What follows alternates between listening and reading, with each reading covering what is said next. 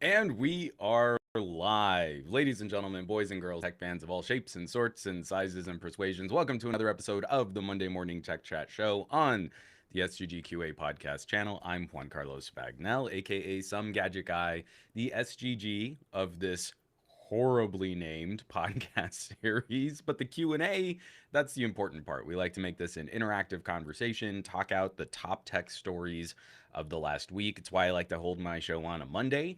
Gives us some time to sort out our feels, and we can all come together and have fun chat. This is going to be good times. I was up crazy early, just kind of babysitting an embargo video, which went live on the YouTubes. It's definitely something we're going to be talking about today, both in the housekeeping and in the gadget block in the second half. And I'm playing a little loose with the kind of order of this show. I've got a bunch of news that we can jump into for the first half of the podcast, but I just caught a tweet. Let me see if I can pull this tweet up. The setup is changing with every podcast, so I'm trying to make sure I don't completely bork something here. Yeah, see, like I did not format my web browser properly, but this tweet just popped up. Last call, Pixel info in 6. Interesting. So the Made by Google Twitter account might have some news for us about some new Pixel phones very soon. So we're going to be keeping an eye on this. Breaking news, and that's where I get like, all of my splash screens and stuff like doo doo doo doo doo doo doo doo doo doo doo doo doo. We're going to have to keep an eye on that. Let's see what they have to say. Something tells me that Google's going to be teasing some information about a Pixel with the number 6 in its name. So, welcome everybody to the show. My voice is so much stronger, but I'm finding like I get these weird little hitches. So it's like strong until it's absolutely not, and it gets real fragile.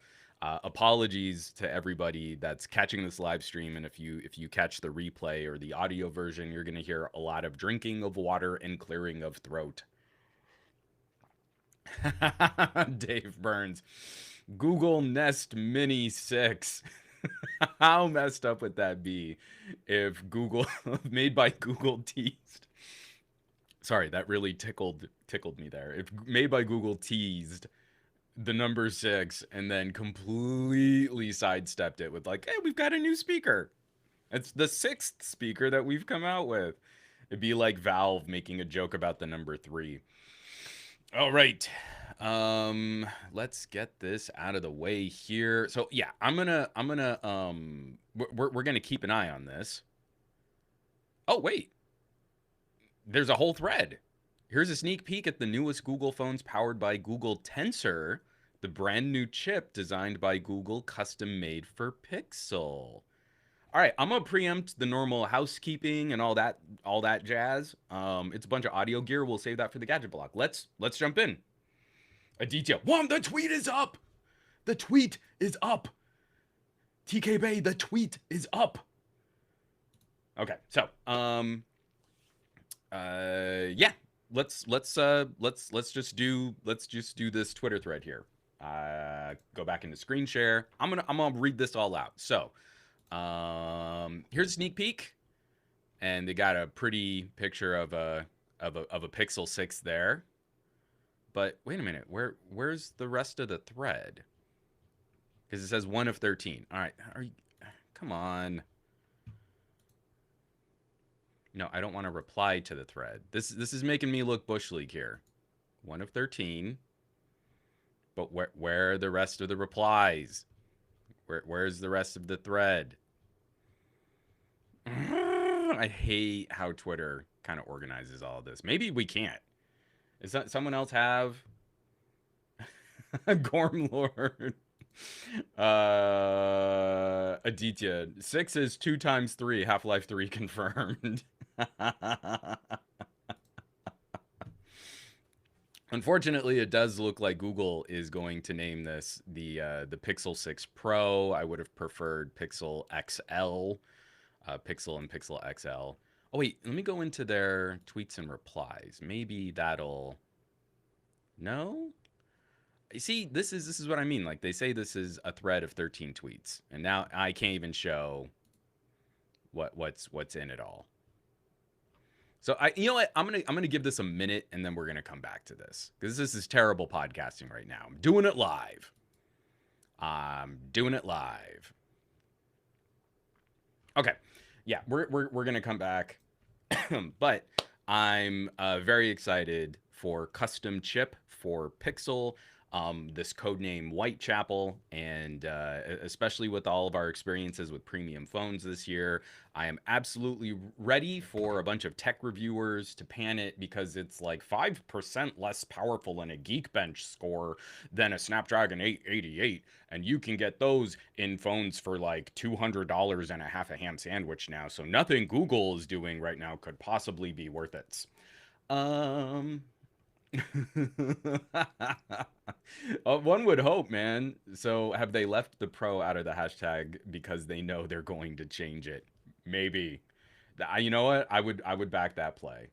If you're not gonna put something pro grade into the phone to justify calling it a pro, I'd much rather I'd much rather just call it by its size. It's an XL. LFA Reviews is definitely grabbing a Pixel 6 Pro. Dave Burns, why not Pixel Extreme? And everybody, I need words of congratulations. JMX Warrior, I just bagged myself a new job, finally got a permanent position. Congratulations. I know the job hunt for a lot of people out there has been kind of tricky, and companies are in upheaval over work from home and other criteria. So you know what, anyone who's making it work right now, props and congratulations to you. So let's go ahead and knock out a little housekeeping here. First of all, I hope everyone had a lovely weekend. We were keeping it pretty chill.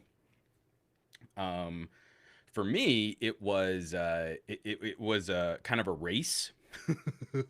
I had scheduled a meet and greet with the folks at Odyssey before our road trip. Odyssey are kind of like my gateway drug to fancier headphones. Like this is the LCD one. They're not that fancy, but they're pretty fancy.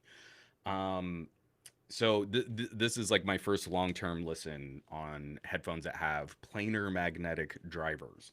Odyssey is responsible for hurting my bank account, for nicer and nicer and nicer headphones. So I was gonna go down. They have an office in Santa Ana and Santa Ana, and unfortunately that fell apart right before our road trip. I completely had blown out my voice. We just had a lot of moving parts to put together. We were gonna hit the road. It didn't happen. And so coming back, they were like, "Hey, so we know, we couldn't get that first meeting going. Would you be interested in coming down? Because we have something that we think you'd be interested in." So I went down on Saturday, and they kind of pulled back the curtain Willy Wonka style on a pair of $4,500 headphones. This is Odyssey's first electrostatic headphone, and more than just their big fancy premium headphones. It's just a really interesting story. So we're going to save that for the gadget block in the second half. Also, this last week, it's been a lot of audio. I'm revisiting a USB DAC that's been out for a couple years now. This is the Apogee Groove.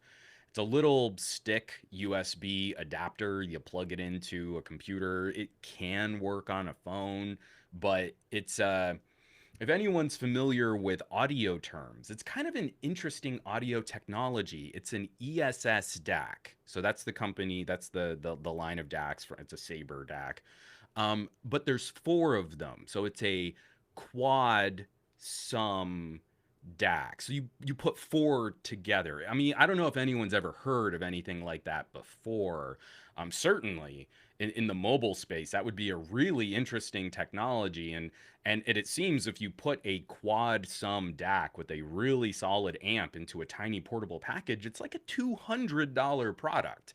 So it's just, it's just kind of interesting to talk about with like Apple Music lossless, Spotify Hi-Fi eventually arriving, Amazon Music HD, Tidal Masters, just a really premium audio experience that if any mobile product had that built into it, it would absolutely be the master of audio. It's just funny that, we don't have those options anymore. Following along in those footsteps, here, let me pull this up. The other dongle DAC I got to play with last week was the Thx Onyx. It's a AAA, I just a extremely low noise, low distortion amp certification process from THX. And this also has an ESS DAC and a big amp in it. So again, I just feel like this combination of ESS digital to audio conversion plus big amplifier in tiny package seems to retail for around 200 bucks. So again, if any product had that built into it and was overlooked maybe by other tech reviewers, they overlooked a $200 feature to add to another phone. I think Dave Burns knows what I'm getting at there.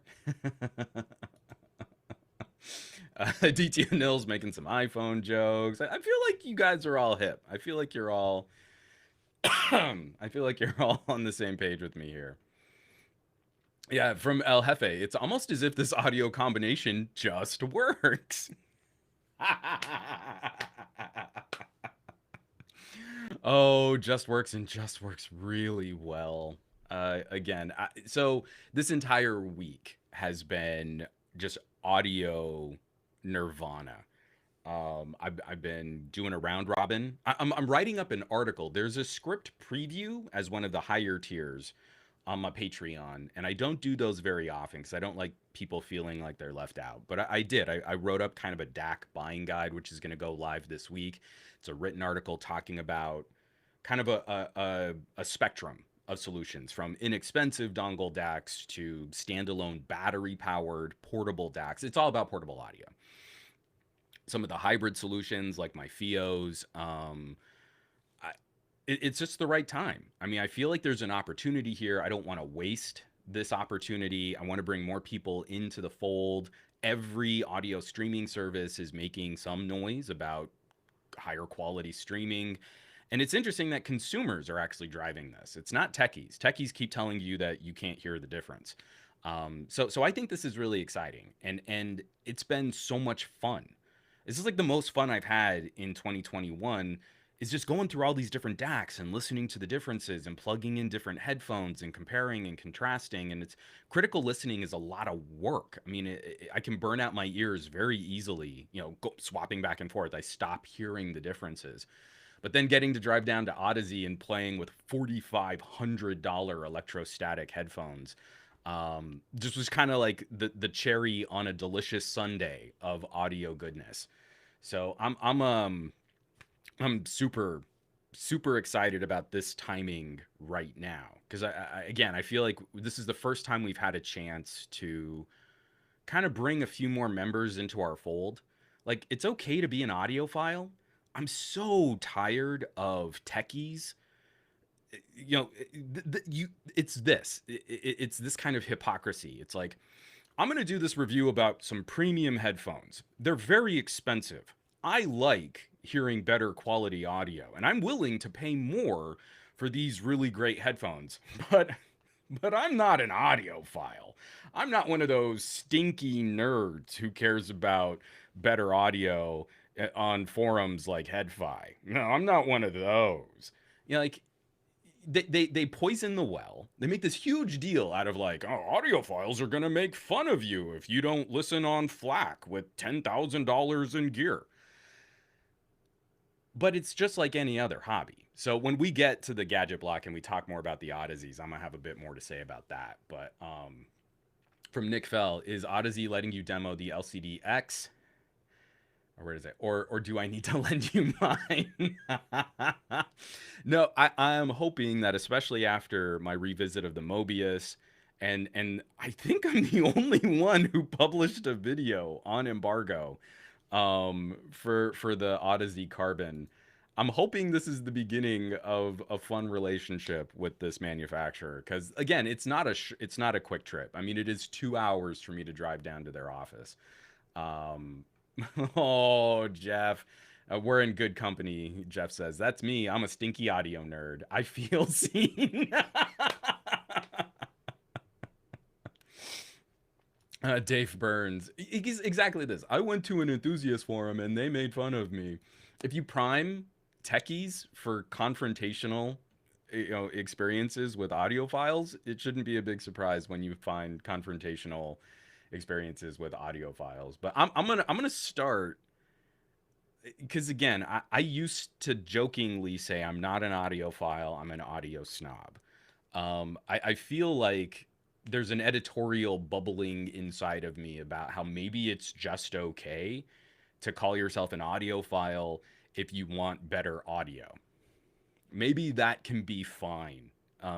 Because, like any other hobby, there are so many people that are really good ambassadors. I am not a good ambassador because I'm a snarky git. Like I like certain flavors of debate, and that is confrontation, and that's not the best ambassador.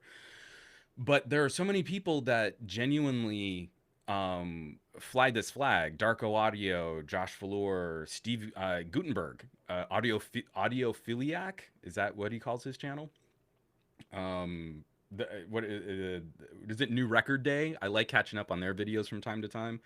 Um, yeah, if you really go to the enthusiasts and you're interested in learning, you've got people that are ready. Like they're just going to start throwing as much information at you as they can. It's when you go there and you're like, well, but I mean, like, why would you spend that much money? Because my XM4s sound like 95% as good. And you're like, wow, you have just demonstrated exactly why you don't know anything about premium audio and you came in with a confrontational tone. So now we're going to have to make fun of you. That's the same of any hobby. You go into someone at an enthusiast tier, be like, oh, but justify your existence. Justify your existence to my satisfaction. Yeah. Yeah, you're going to find hostility.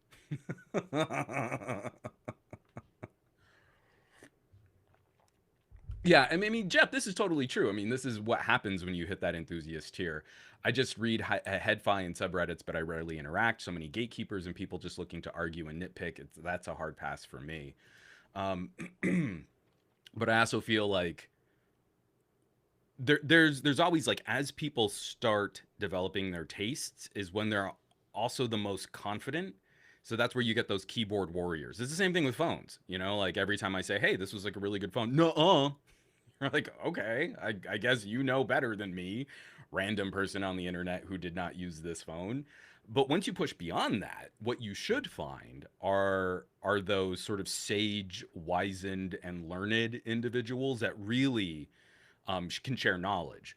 But they're not going to share knowledge if what they're met with is like a confrontational or hostile tone. And that's where I don't think average techies really understand how dismissive they've been of audio. I mean, you've got certain tech reviewers who are completely writing it off, where way earlier in their careers, they were making videos about, well, this is what a DAC is, and this is how it can really improve your audio setup. And now it's like, well, but I mean, like premium listening on AirPods Max is like totally good enough.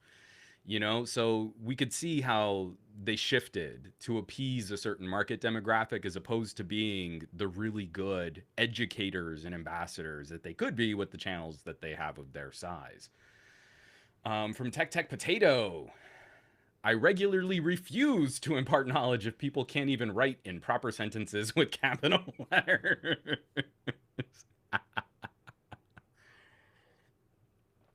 uh, and from McCorcoran3, is the Hi-Fi Guides forum any good? That's really tough.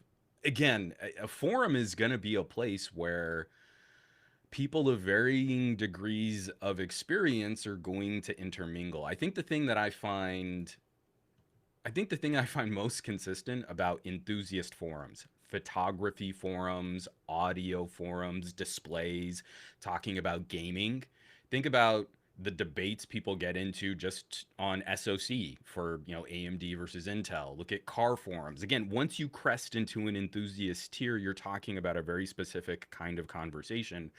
And audio is no different. It just audio seems a little bit more like voodoo to a lot of people out there. I think it's harder to get into in a meaningful way. And so a forum is only as good as the people you interact with. And sometimes you're going to get great interactions, and other times you're going to find a lot of conflict. But I think, especially in audio conversations, one of the major problems I face is analytically trying to share an emotional experience. 40 seconds into Rage Against the Machine's Killing in the Name of, Zach De La Rocha hits you with Killing in the Name of, and then the guitars carry the theme. That moment gives me goosebumps.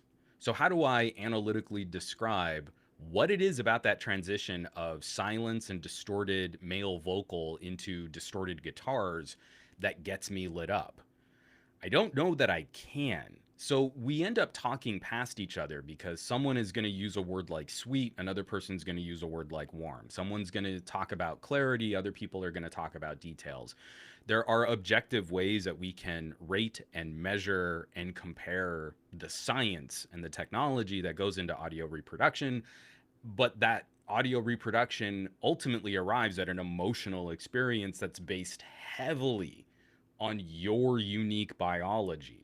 So even if we can agree on some of the testing methodology of how sound is reproduced, I also need to go into that conversation to tell you I have extremely asymmetrical hearing loss.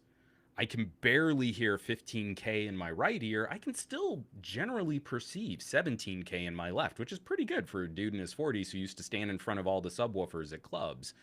So how do I convey that to you when and I also have a ton of scar tissue in my ears from when I was a kid. I used to get ear infections. I have psoriasis. Psoriasis scarring goes into my ear canals. My experience with audio products biologically will be different than yours. So it starts to sound like snake oil. It starts to sound like the emperor has no clothes. It's like, well, he spent $4,500 on these headphones, and you can't even tell me why they're better. Like it's a next level conversation, and if we only keep having these discussions at like the entry level buyer guide, then people like me who genuinely get lit up about learning more about premium audio reproduction, I mean, like, I don't want to do video after video after video of like Bluetooth codecs explained. I made that video a couple years back. I feel like I'm good until something new comes around. So it's just tricky. It's a heavy mix of subjective emotional recognition and something that has a partial objective component to it. And it's really easy for those types of conversations to descend into vernacular. Like you'll get 10 pages into a conversation about a pair of headphones and then realize it took 10 pages of debate just for two people to agree on two different words meaning the same thing. So it's pretty rough. Yeah, exactly. And there's this too. From Tech Potato, I change my EQ settings every few months based on how I'm feeling. That's so critical. I mean, what I'm listening for in audio was informed by 20 years of voice recording. In the world of recording, I'm doing it wrong. I'm not listen. I'm not a music producer. I'm not recording singers. I'm not recording the human voice at its most powerful. I'm recording the human voice at its absolute lowest intensity for most applications. It's that trained my ear. So I trained my ear in kind of the worst possible way to judge music. All right, but let's get into a couple news stories here real quick. I just want to fly through news because now I'm kind of curious to see if Google's going to get back on there. Hold on, let me just check in real quick. Made by Google. Oh, it looks like more of their thread is finally up. Oh, geez. So it's like 1 of 13 and then 9 of 13. All right, I'm gonna have to just wait and then sift through this, but we're gonna get back to it for the gadget block.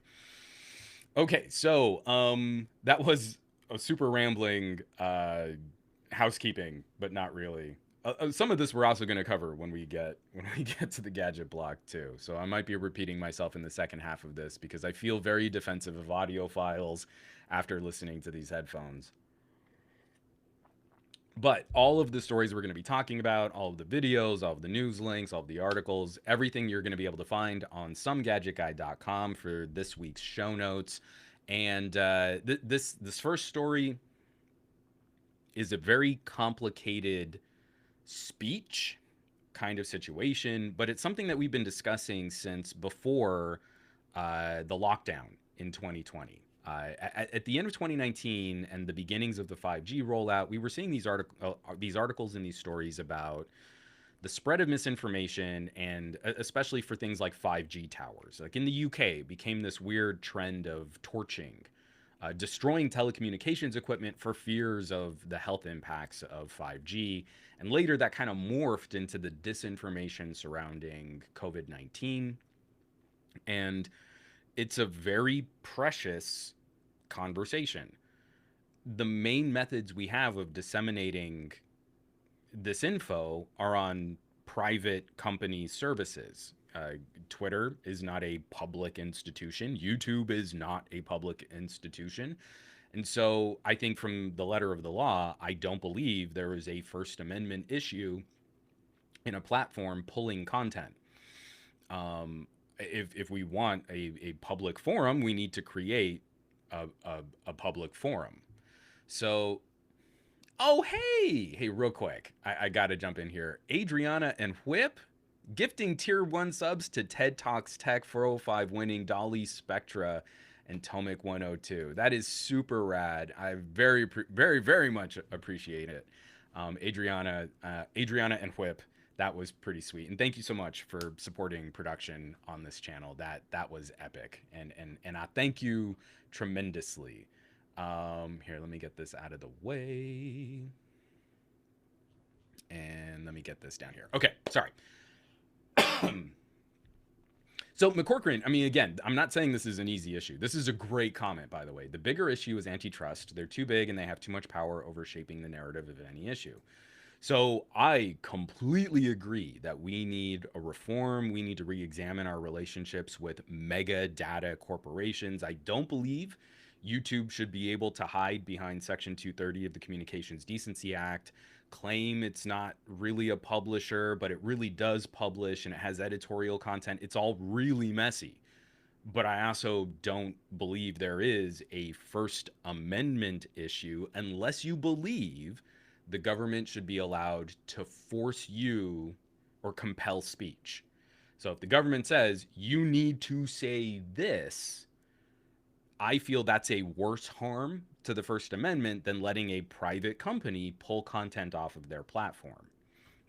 I feel compelled speech is a very serious harm to the nature of free speech. Your right to not say something is just as precious as your ability to say something. Very clumsy way for me to say that. All right, so short story, incredibly long. I'm not going to spend a lot of time on this article. We want to keep up with how platforms are handling the spread of disinformation, and one of the main tools at their disposal is deplatforming, either muting a channel or barring a channel from posting or just nuking it from existence.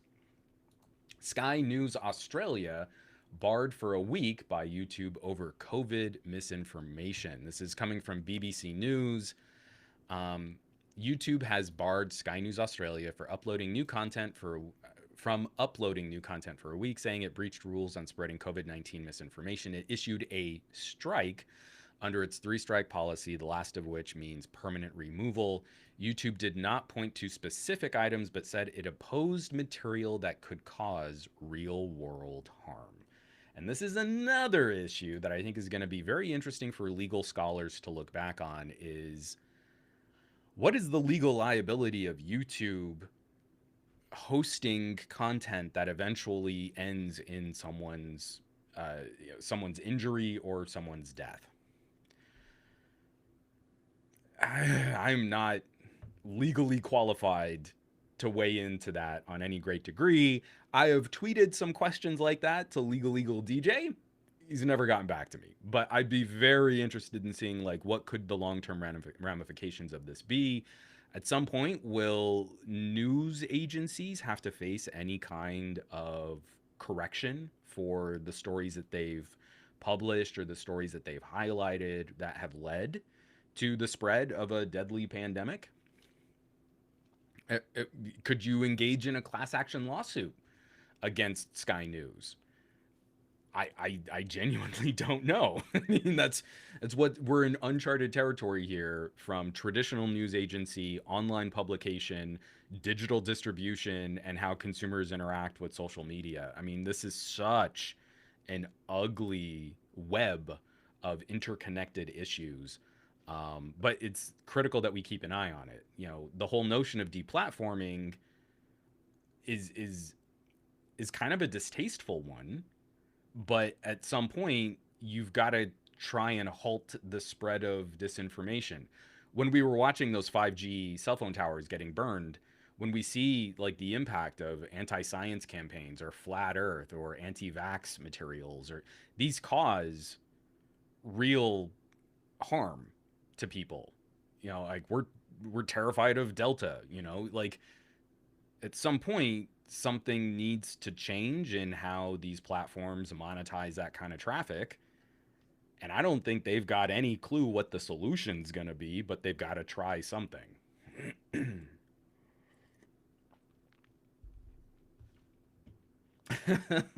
A lot of jokes about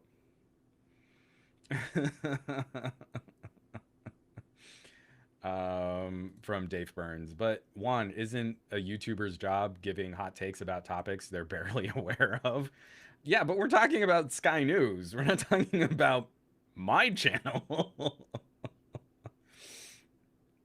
But yes, I mean, I suppose if they're on the YouTube, Dave Burns. Oh, you nerd! I'm more afraid of United.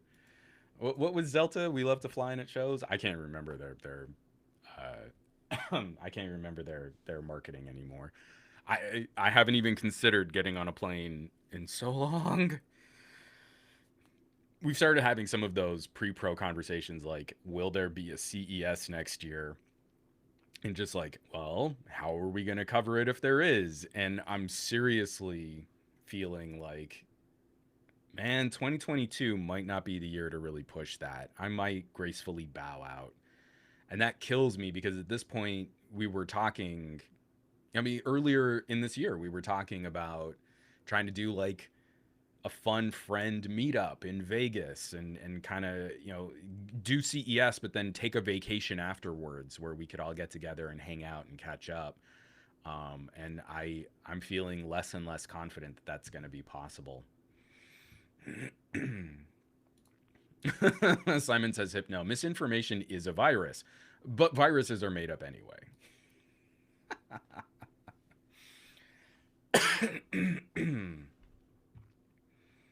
Oh, Tech Potato.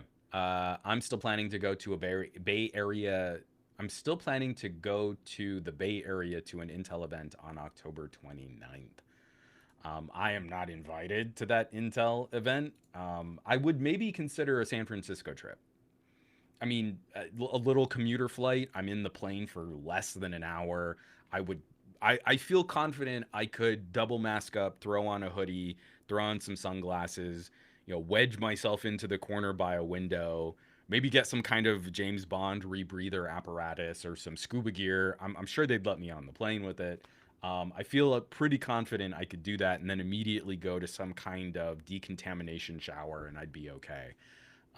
It's less like the travel and more the size of the event. Like I feel like that Intel event would be pretty small compared to like hitting the booths at a CES in Vegas. That's the one that worries me more, where Vegas becomes something of a super spreader event. So, ah, 20 miles. Don't say that, man. That's going to get me kicked off. Like, that's going to put me on a list That's terrible.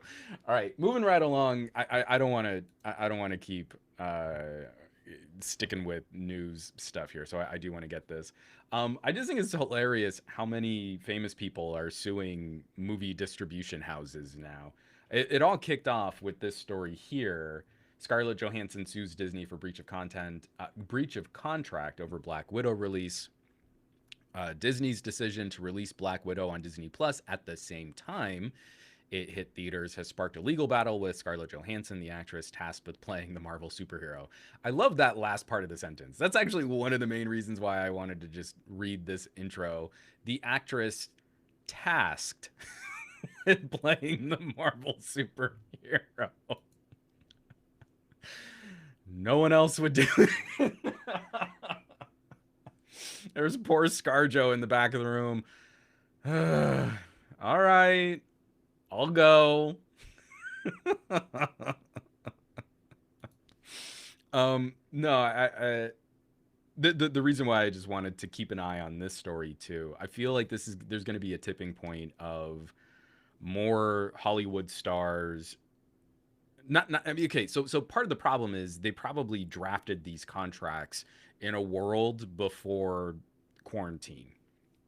When you watch the Black Widow movie, it reads pretty clear that there was a part of this in early production, probably before Civil War.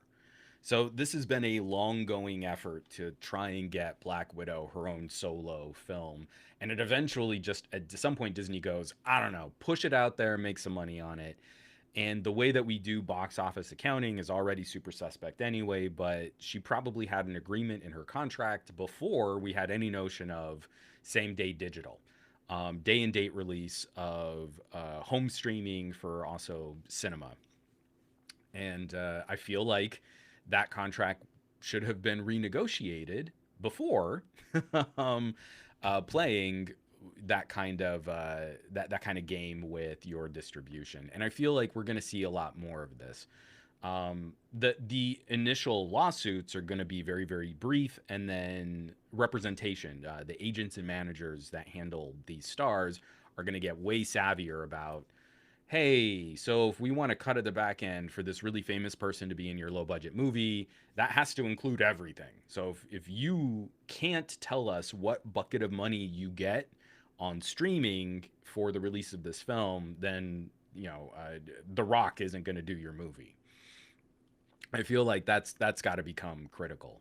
Again, seeing as how we still have this ongoing ebb and flow, this sort of surge and normalization of pandemic disease in our society, it's going to be a little while before I even feel comfortable going to a movie. So I'm really hoping that these contracts don't put like a chilling effect on digital release. Well, yeah, absolutely. But I mean, it's not just that she wants the back end points. This is from Gary the Fireman. She wants back end points like Jack Nicholson got for playing the Joker. I'm sure it was a part of her initial contract, but I feel it's bad faith to change up how that money is accounted for if the contract was originally built for a cinema distribution deal up front with a secondary market being streaming services. So again, I'm fully supporting these actors because I don't think you should be able to just change up the distribution, which radically changes how the money is accounted for, and then just be so. One of the great replies, I mean, like a Disney legal, I don't think it's I don't know if it's in this article. There was a reply from like a Disney spokesperson just saying like yeah, we realize this changes the nature of our agreement with Ms. Johansson, but it's going to result in giving her increased visibility for future projects in her career. I mean, it was literally like we're going to pay her an exposure. You're like, I don't think Scarlett Johansson needs exposure. I wish I could find that quote again. It was hilarious. But yes, this is a brave new world. Even in the entertainment communities, we're going to have some significant changes in how we sort of go about valuing how this media is produced.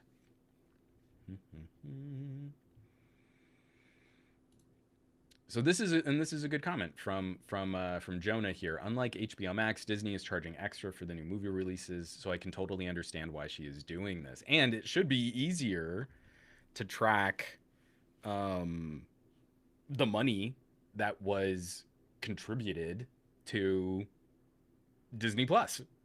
Like you should be able to like, hey, we saw all these people spend $30. She gets a cut of that. That was the deal.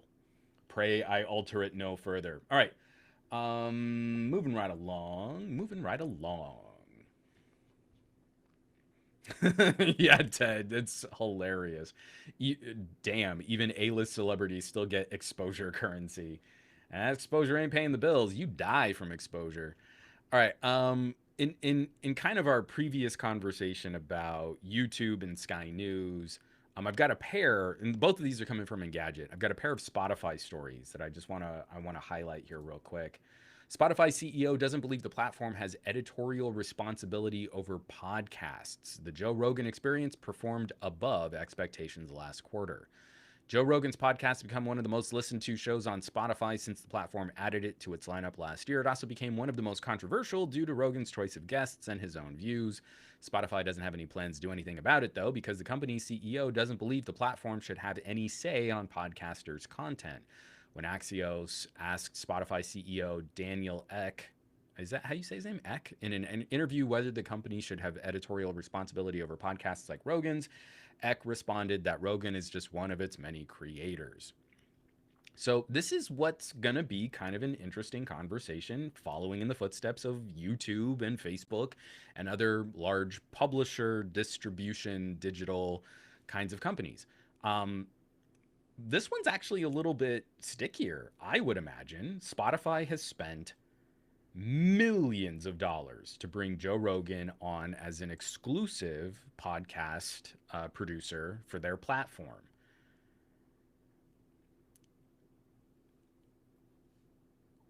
How do we judge the truthiness of the information that's disseminated? At what point do we look at, oh, well, look at all these numbers, all the people that are listening. Spotify gets to profit from this. They get to sell ad dollars on that.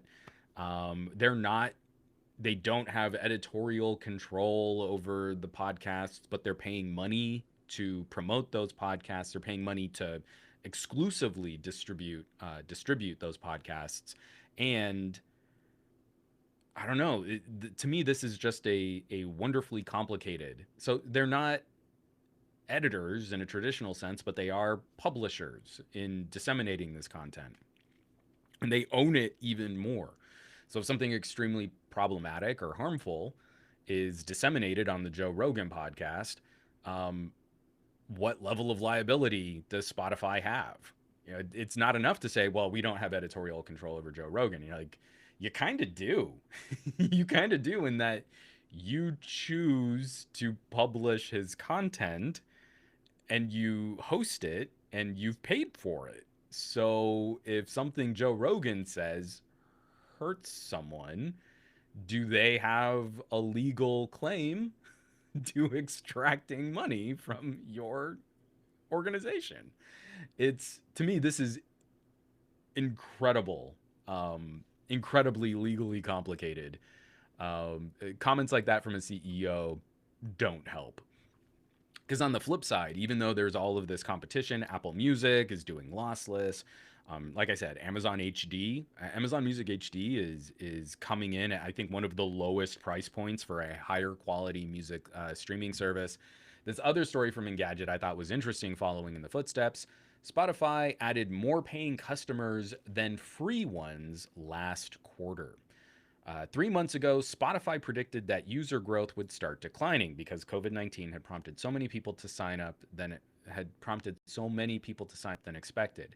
Today, the audio giant was proved right, as new signups fell to 9 million new users in the most recent quarter. That said, slower growth isn't always a bad thing. Of that 9 million figure, 7 million users signed up for premium versus just 2 million who went ad supported. It means that Spotify was able to announce a second successive quarter of profitability after a long period of losses.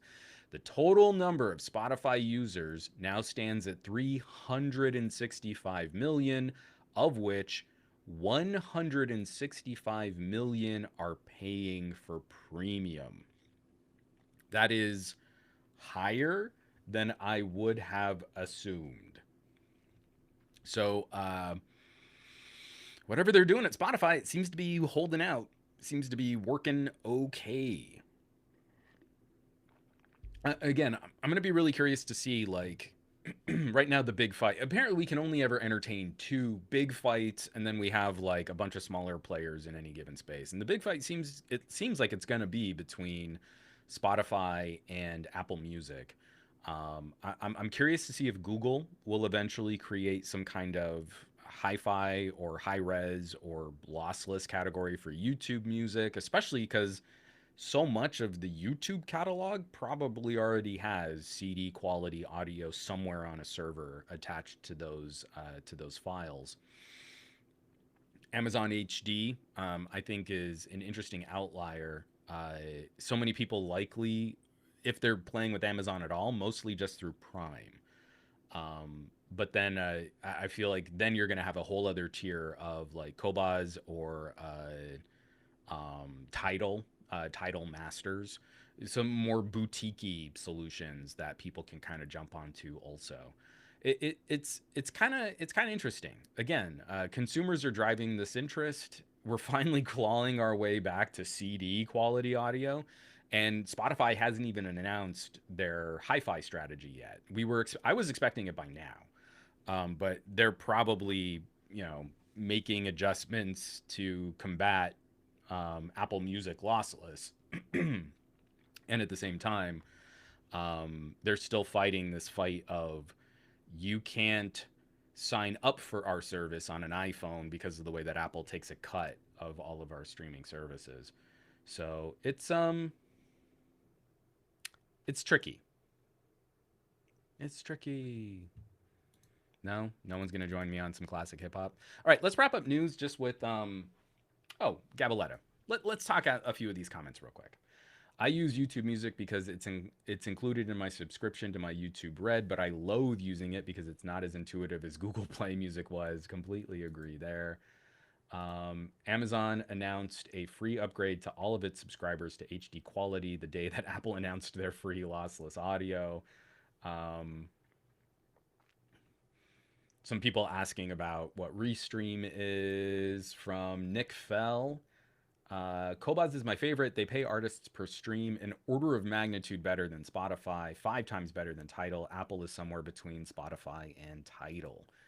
And again, I still feel it's tricky. Simon says Hypno and Paul Purry got my back to rock a rhyme, rock a rhyme. Thanks, guys. I was feeling really old and not cool. Those are still true, but I don't like feeling that way.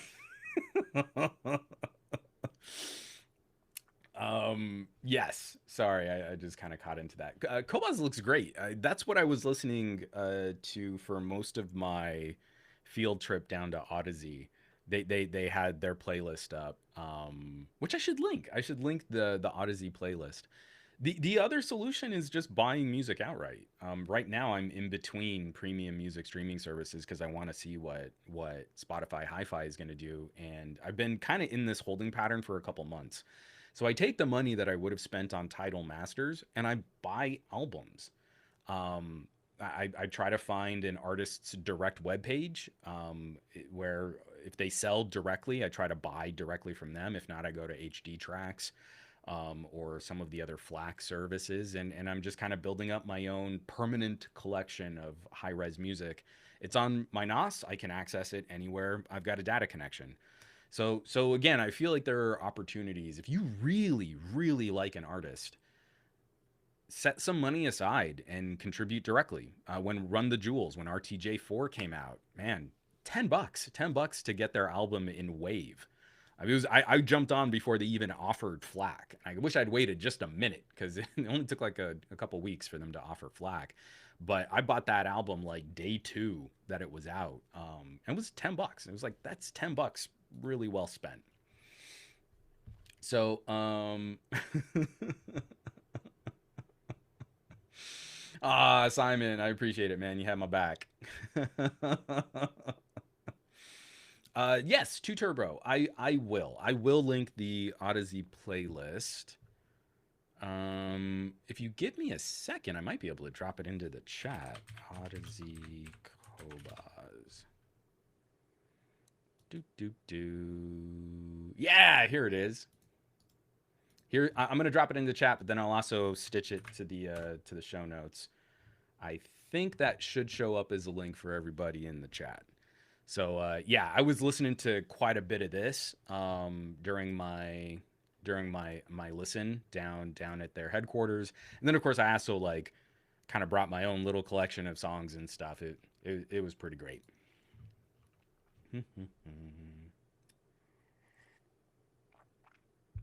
All right. I'm going to take a quick pause here. We can chat out the subreddit.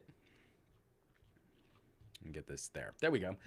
Every podcast has a subreddit. It's a place you can hang out, you can chat, you can talk to people who are like-minded. My subreddit is focused on trying to build a platform to help promote content creators in the tech space that we feel deserve more attention. If you go to reddit.com/r/glowing rectangles, you're going to see a really broad collection of content creators, tech reviewers, editorialists. I'm always putting out the call for more written articles. A lot of it's really video heavy.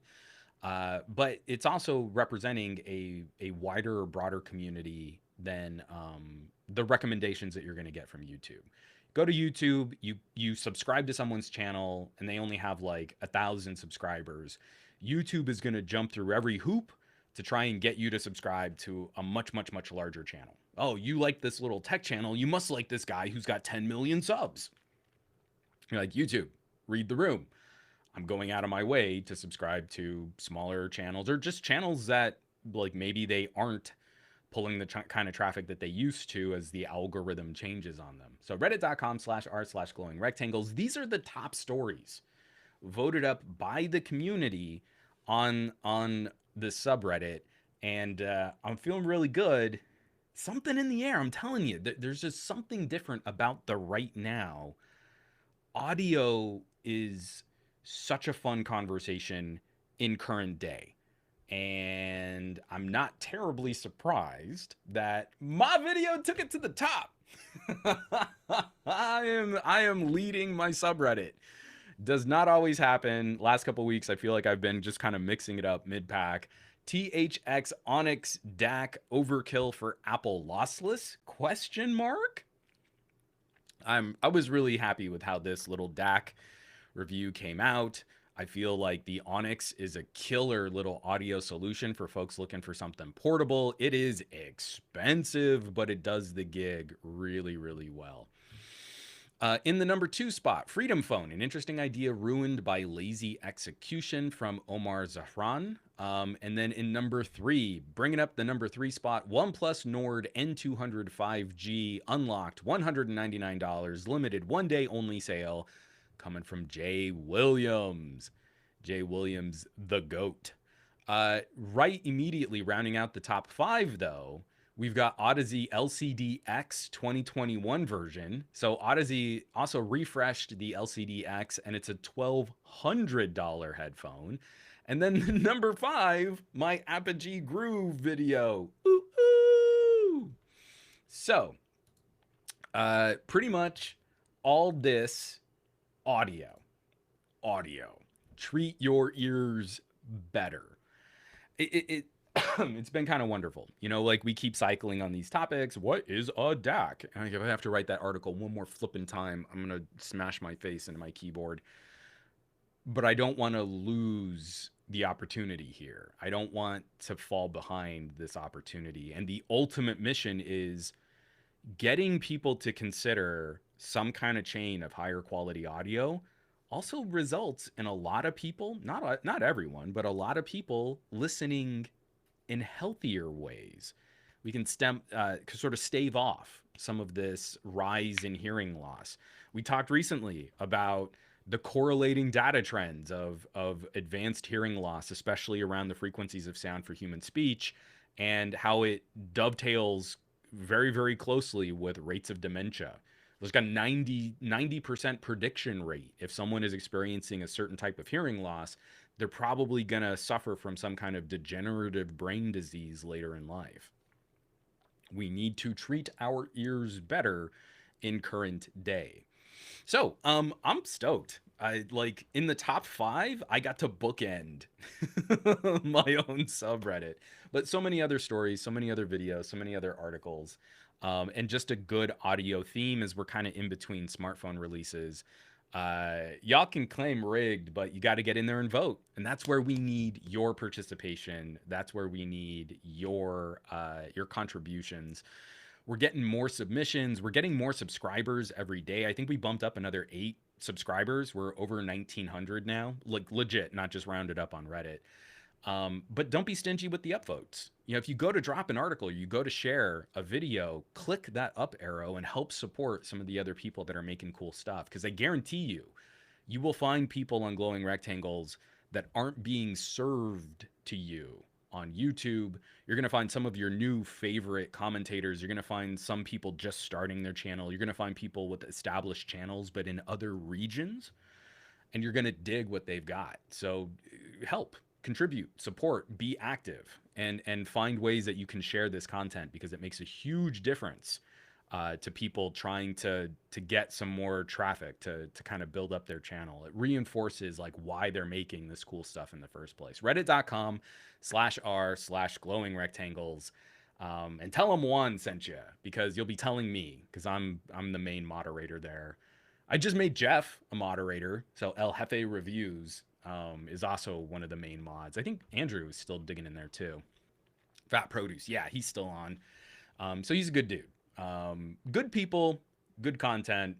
Give it a share.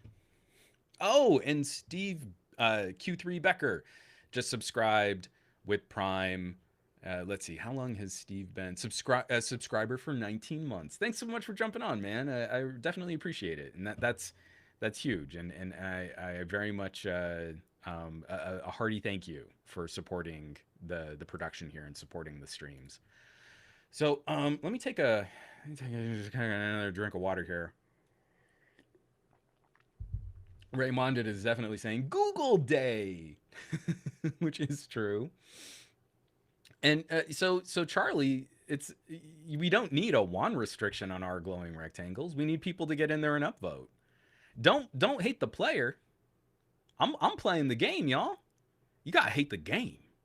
You don't hate the player. We're talking about practice. Not a game, not a game, not a game. Practice. Get in there. Share the Reddit links on your favorite social media platforms to garner more attention. Cross post to appropriate subreddits to bring more traffic to those posts, and click the little up arrows, and it should be pretty easy to take me down on my own subreddit. But if you're just in there to downvote, I'll disable downvoting.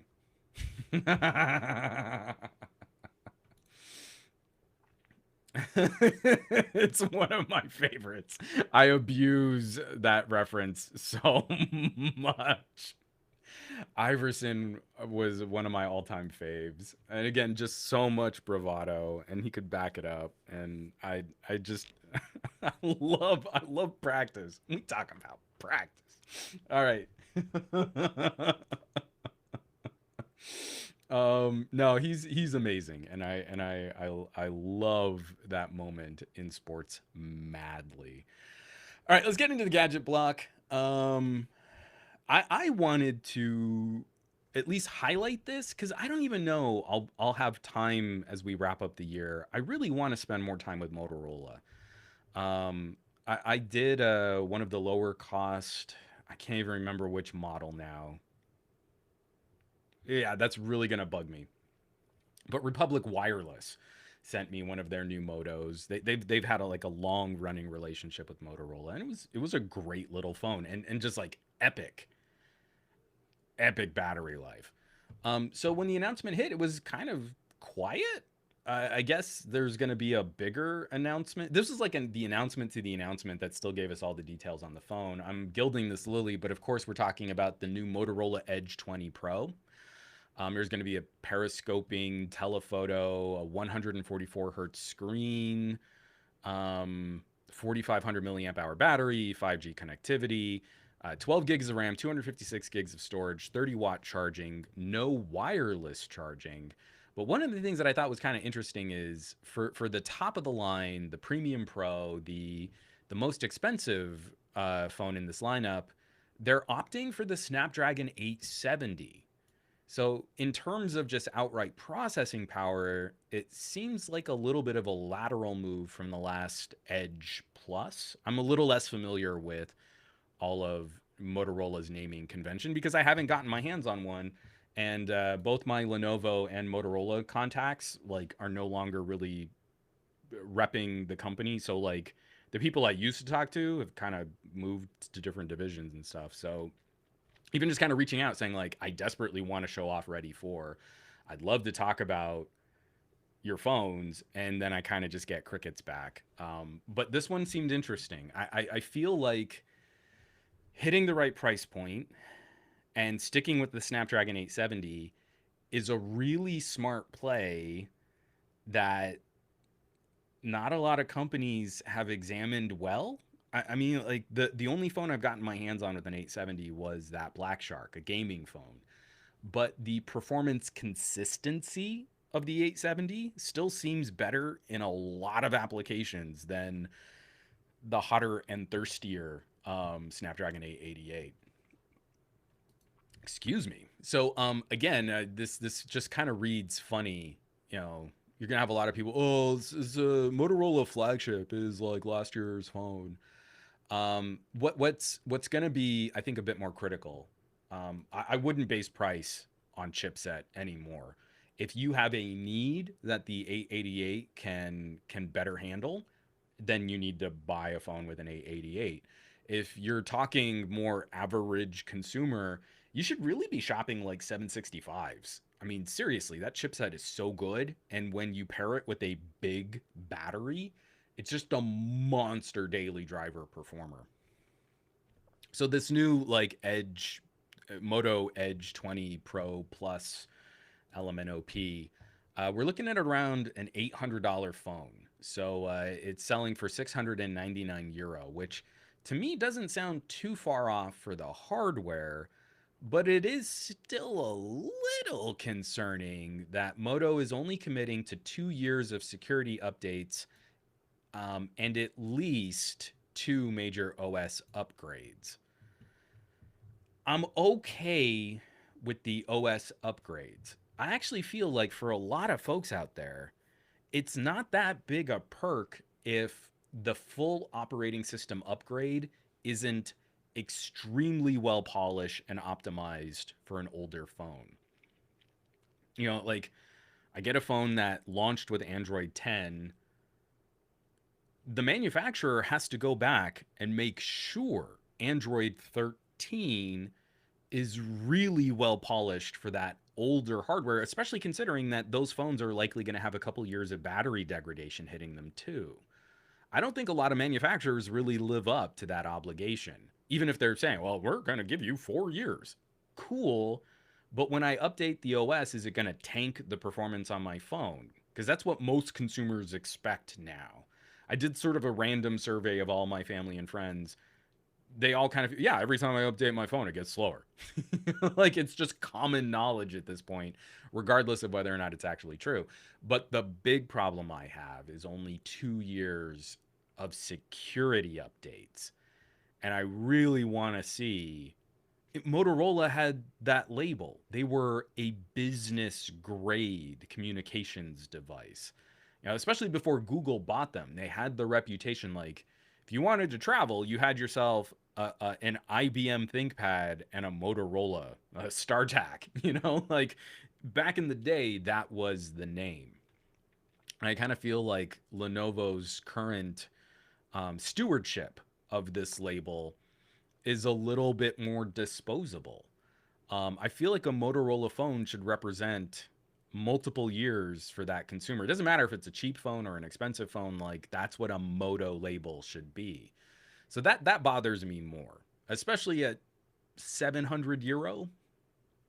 I feel like you could get 3 to 4 years out of a device like that, but if the software is kind of capped at 2 years of security patches, it's an artificial pain point to encourage someone to flip their phone after they've spent more on a premium tiered device.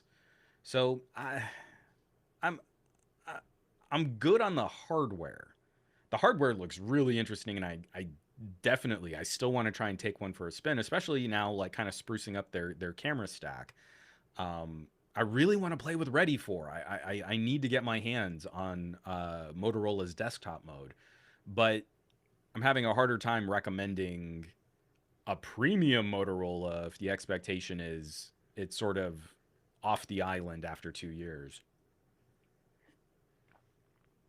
So, interesting. I thought it was interesting, but again, I think it's a smart play tackling a Snapdragon 870. I wish more manufacturers had played around with some of that gear.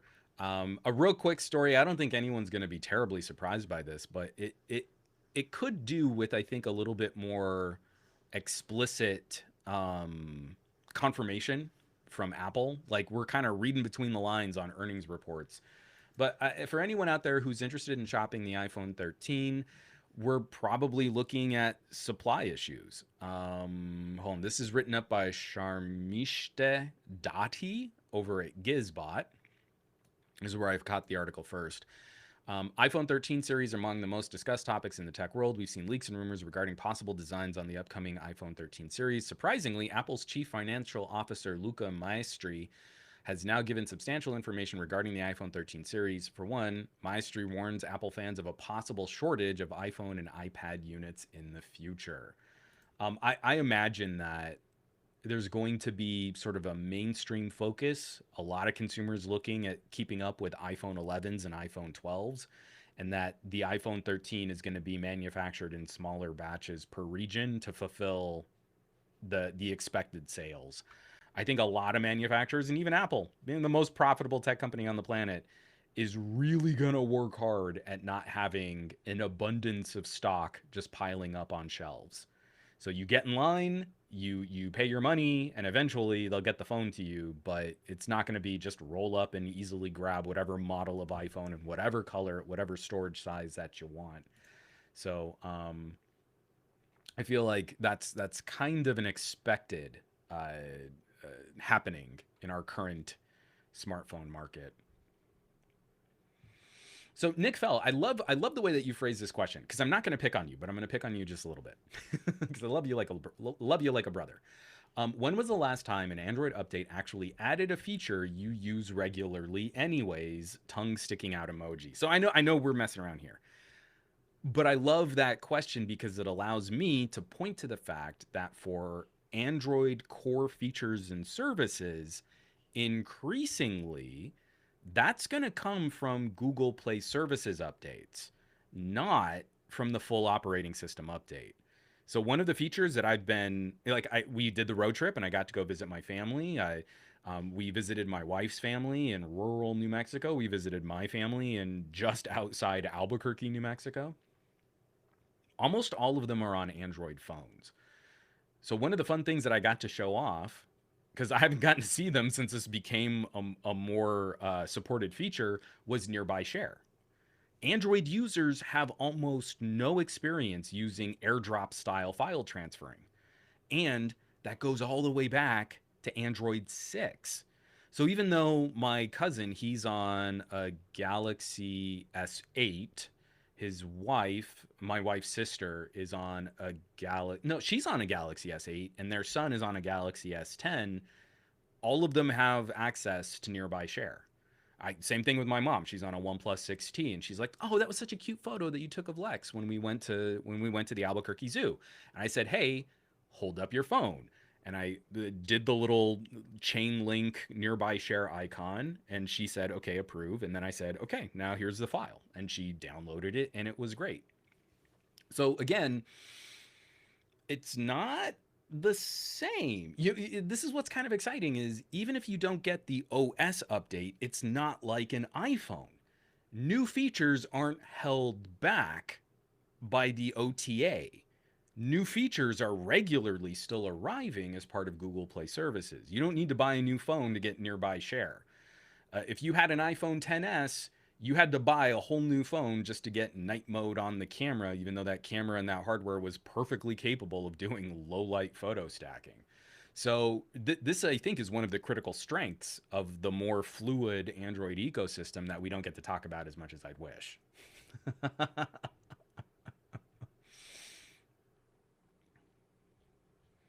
So, yes, iPhone 13 probably going to have some constraint, going to have some issues. All right, so here's what I want to do because we're running well ahead of schedule. Before I jump into all of my audio file conversing, I want to go back to this made by Google thing and see if we can untangle this list of. Oh, is it properly ordered now? It's properly ordered. We can talk about it. All right, let me pull screen share back up. So, made by Google, here's a sneak peek at the newest Google phones powered by Google Tensor. Let's start outside and work our way in. Pixel 6 Pro will come in 3 color combos. Pixel 6 has 3 color combos too. Pro tip, haha, the Pixel phones with more space above the camera bar equals the 6 Pro. Okay, so there looks like there's going to be a little bit more rear forehead on the Pixel 6 Pro as compared to the Pixel 6. Here, I can blow this image up just a little bit more. But we're looking at the color combinations now. Oh man, I think my favorite color combo is going to be Pixel 6. So I love like the panda style pixels, but I love this Pixel 6 has a white main backplate, the black trim along the sides, and then sort of it looks like a light yellow strip above the camera module. And I wish like one of the 6 Pros had some kind of pink option also, because there's like a pink on pink two-tone Pixel 6. So it looks like the 6 Pro are going to come in white and gray, dark gray, and light gray, and then sort of a really ugly tapioca with like a 70s style tan. So I really don't like that. I don't like that color combo at all. If I'm able to get my hands on a Pixel 6 Pro, now that I've said that out loud, it's very likely that's the one I'll get. But I don't like it. From Abraham here before, some reviewer said the camera's too bulky. From Paul Puri, if I upgrade my Patreon account, will you promise not to sing like that again? Well, let's have a membership drive. Let's see. If more people upgrade their Patreons and say they don't want me to sing, then I won't sing. But if more people upgrade their Patreons and tell me to sing more, then I'm going to sing more. But yeah, Steve, absolutely agree. I'm really digging the visor look. Again, it looks like Bender and Geordie LaForge and Cylons, and I dig it so much. So moving right along. Hello Camera Bar. Pixel 6 Pro has 3 cameras, including a telephoto lens with a 4 times optical zoom. Pixel 6 has the same great cameras as the Pixel 6 Pro, just no telephoto. We're leaving telephoto to the pros, you could say.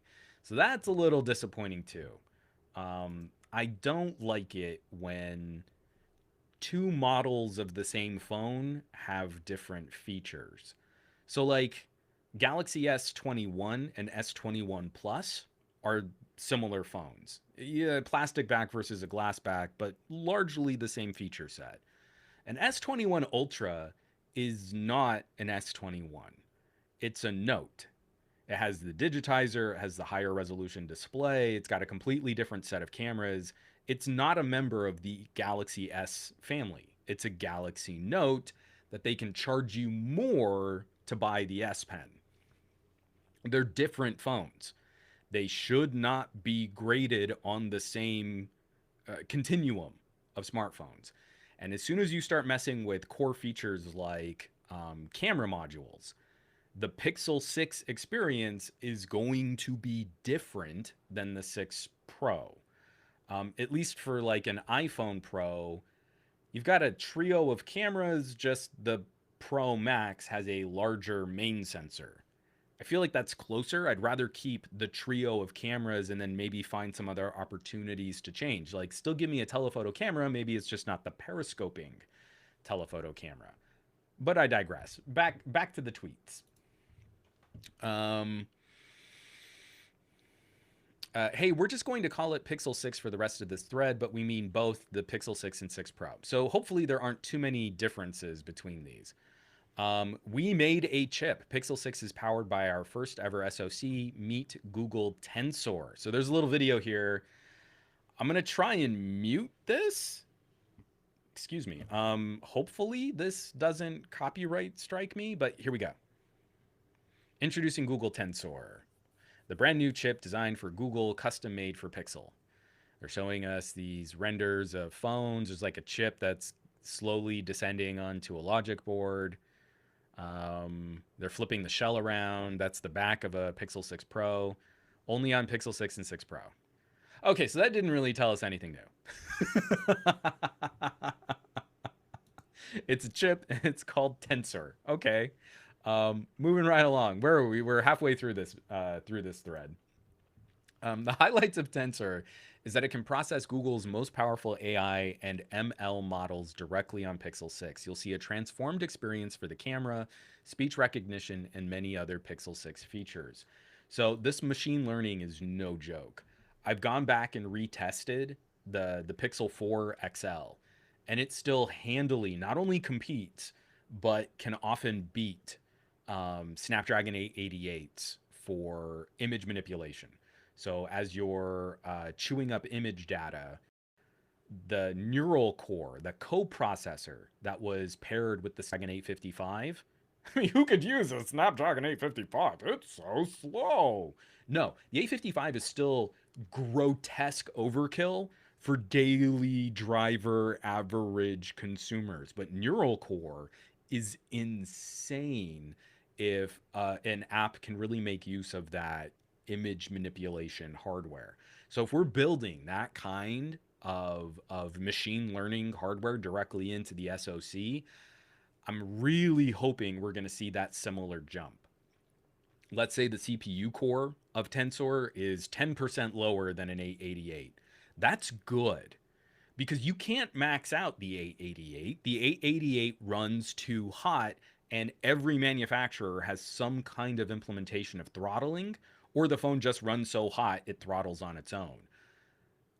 If Tensor is closer to an 865 in terms of CPU design and CPU overhead and CPU power requirements, but then has its own on SoC custom coprocessors like neural core, then I would expect the practical application of this hardware to be incredibly high performance. My expectations are impossible to rein in.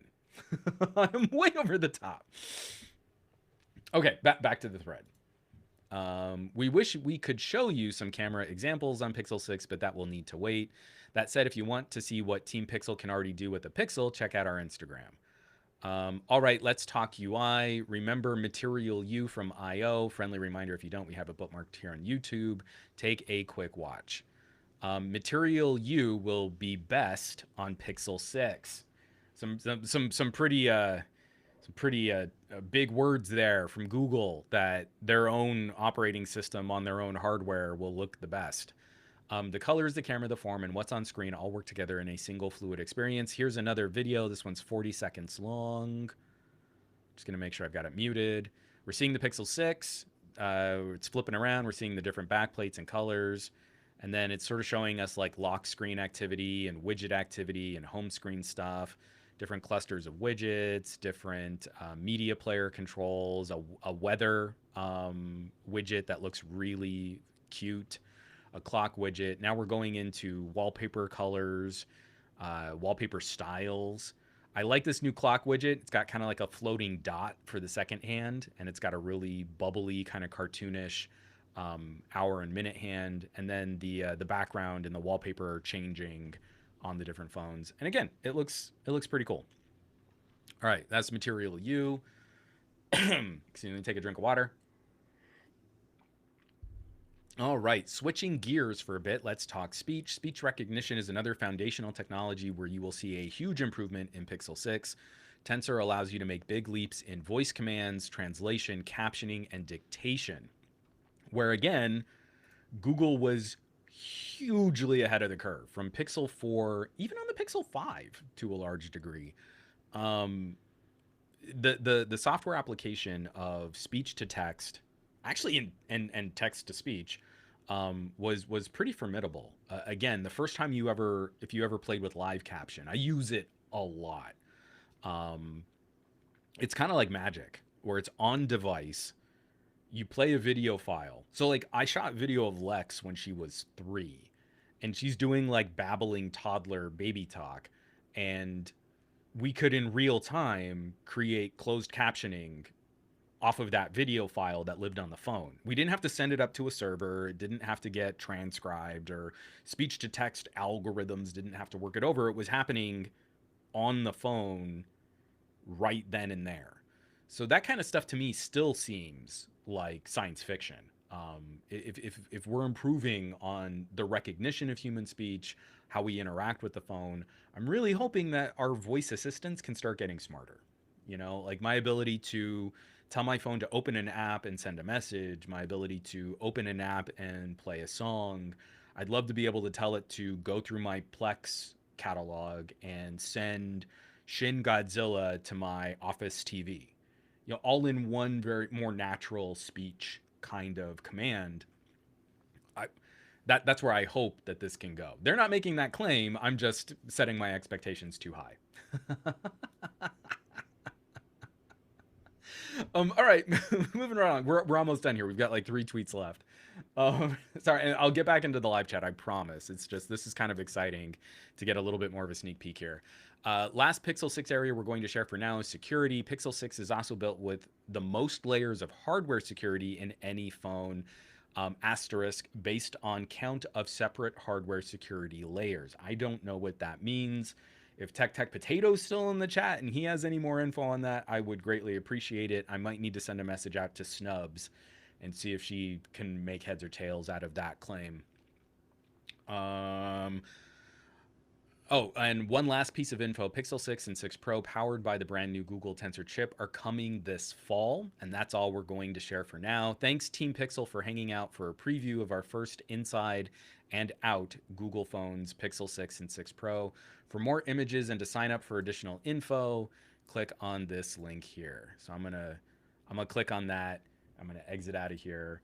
I'm gonna send in my 2 bits. But yeah, Pixel 6 is increasingly in a category where I absolutely adore what Sony is doing. I want specific competitors. I want more competition. I want more competition for everything. Different types of displays, different types of cameras, different types of audio solutions, different types of SoCs. Like I get so lit up about MediaTek, right? The Dimensity 1200 just sounds like such a cool competing chipset in this market right now. And if we left it all up to Qualcomm, Snapdragons, and Exynos, I think we'd be kind of disappointed in some of the trajectory over the last 2 years of high-end and premium tier SoC. So when I see that Google's making their own, I get very excited about that because the Pixel then represents a different conversation. We should have higher expectations for it. We should judge it more aggressively for long-term support, software support, updates. But I also feel like Google has made a very good faith effort for improving the quality of the experience on their phones through software. The Pixel 5 is a very different animal today than it was at launch. And it's gotten better and faster and more powerful over these successive software iterations. And I feel like that deserves a ton of credit for a phone that was kind of panned. Oh, it's like their best phone, but it only has a mid-ranger processor. Like, That doesn't sum up the experience. SoC tells you nada about what it's like to really use that phone as I punch my desk. Um, so I think we just need to be more specific. I'm not telling people to avoid the A88, but I'm telling them if you don't have sort of specific laptop grade high performance compute needs out of your phone, I think you can find better experiences with last year's flagships or with mid-rangers today. And I don't feel like that nuance makes it through. I feel, especially for a lot of techies, it's like, oh, I got a Poco and it's got the bestest chip and it was only $200. And you're like, great, that's good. That is one part of the conversation. If I'm talking about being a mobile podcast producer, I'm not going to take a laptop and an audio interface and all this mess. I want to do it from my phone. It's real good. And most of my podcast mixdowns now come from my phone because it's actually faster than like my main desktop workstation. And I don't have to sit right in front of these monitors. I was cutting podcasts on the road, finishing them off from my phone. Now, in a situation like that, I can heartily point to a OnePlus 9 Pro just kicking the pants off of my LG V60. That is an application where I can say that additional compute power comes in handy and it is accessible to you consumers. You can't glean that from a Geekbench. You can't glean that from any type of synthetic benchmark. You got to use a real app and time the performance of completing a task on that app. And I feel like I'm still one of the only people that's doing that outside of gaming. And it's making me crazy because, again, we're going to judge Pixel 6 by Geekbench scores that tell you nothing. Zero. They actually get in the way and will cloud the real world conversation. The real world performance conversation. That's what I meant to say. I don't know what actually came out of my face. It's all a mess up there. So yes, increasingly getting very excited about Pixel 6. So this thread, my reactions, my hot takes. The only thing that kind of made me a little sad is I was hoping Pixel 6 was going to have the same camera stack. So I'm probably going to lean Pixel 6 Pro just for the full camera experience, and that's more out of reviews. But I really liked spending time with the Pixel 5 for it being just a little Mighty Mouse phone. I was kind of hoping I'd be able to do the same on Pixel 6. Give me the same cameras. I'm okay if the screen resolution drops, like that's fine. I'm okay if it has a smaller battery. I'll just handle my charge, recharge, my daily use. You know, like I can deal with that. But now I kind of need to lean Pixel 6 Pro if I'm going to do like the full camera testing and stuff. And that's kind of a little bit of a bummer. So, but anyway, coming this fall, hopefully in the same time window as like iPhone 13. I feel like that's the most appropriate fight now. Google first-party hardware, first-party software, unique features, especially unique software coming to Pixel first. The updates have been phenomenal. Feature drops have been really fun. I think Google has significantly changed up the relationship between consumers and their phones over like the old Nexus line. Like the old Nexus line was a little more developer focused. Price performance was the main argument to make. Pixel 6 looks like it's going to be high tech, premium tech, specific. You know, there's something super unique about making your own SoC. And we should have that expectation that now we should have an even higher tier of hardware software synergy and longer term software improvement, software support. So I'm probably leaning, like Barry. Yeah, everyone should just do what Barry's doing. No, come on, the live chat's going too fast. I'm clicking on the wrong comments. I'm going pro. Same here, Juan.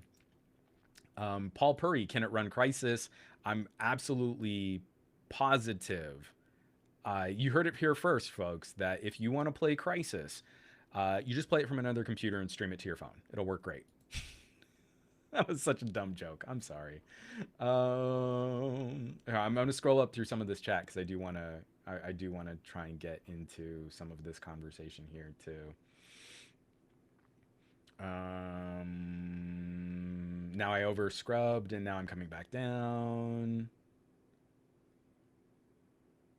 From Sam from 20 miles. Hardware security. We'll make it run so hot you can't even hold it. I feel like that's Xiaomi's strategy.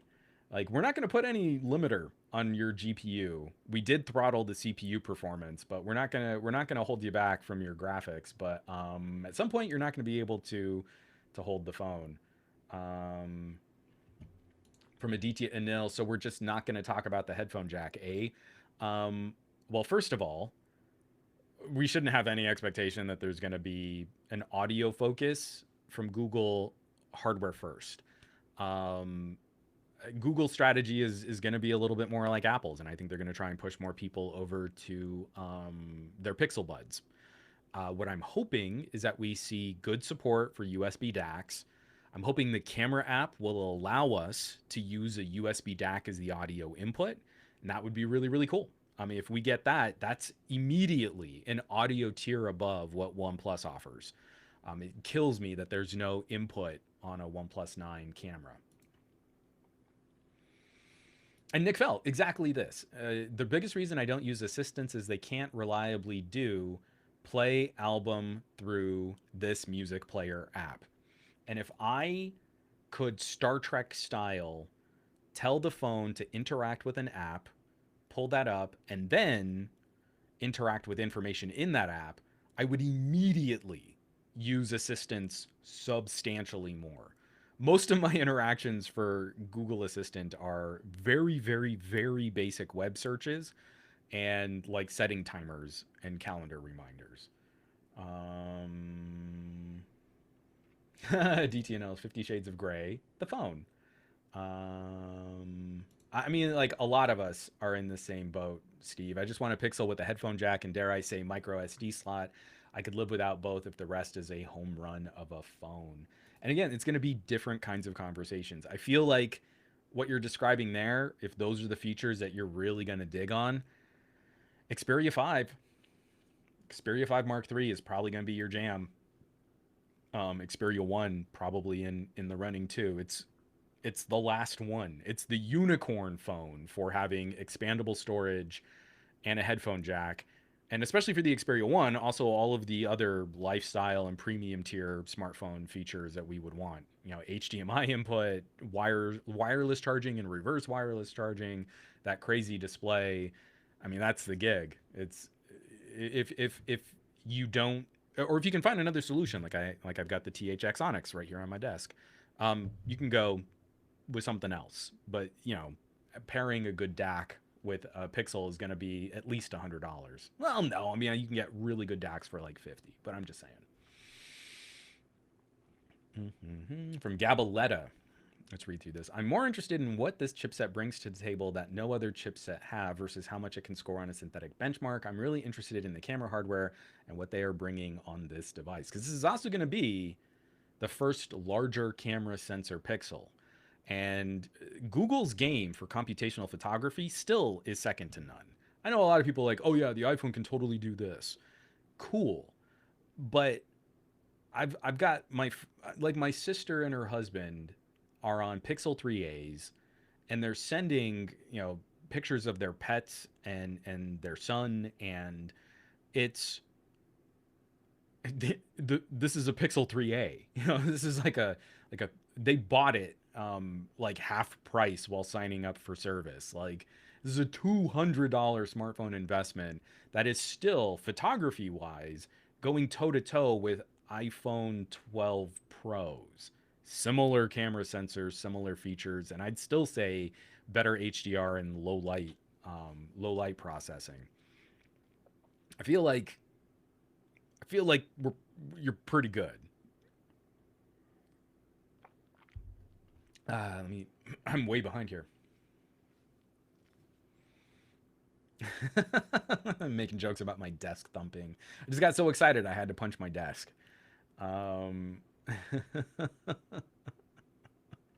Simon says Hypno, but can it run Crisis and feel good in the hand. And I love it. That's gonna be someone's comments like, "Well, I was holding the phone, and I really don't like how this camera bulges." Like that's not how you hold the phone. Um, Gabaletta predicting bad techies about the Pixel 6. Does the screen have terrible viewing angles? Does it not have the bestest chipset? Can it open the snapbooks or the face apps a microsecond faster? Um, I feel like this is going to be judged on every hack comparison of like, well, why wouldn't you just buy a Galaxy? I mean, it's already cheaper and you can do a trade in and it's going to be better. Because you can see on this score, I did an app speed launch and the Galaxy was faster. And like, I'm so tired of that being the level of average consumer because average consumers don't degaff. They don't give a about that kind of techie commentary. So why are we pretending that we're talking about average consumers when we're not doing what average consumers do on their phones?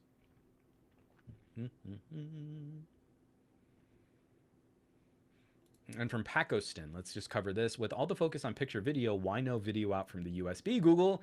It's not like you can gasp, view the image on a 4K monitor. That's going to be my other main sticky spot with a Pixel. Like I was really bummed using the Xiaomi for how powerful that phone is, that it's a USB 2 USB connector and there's no video out.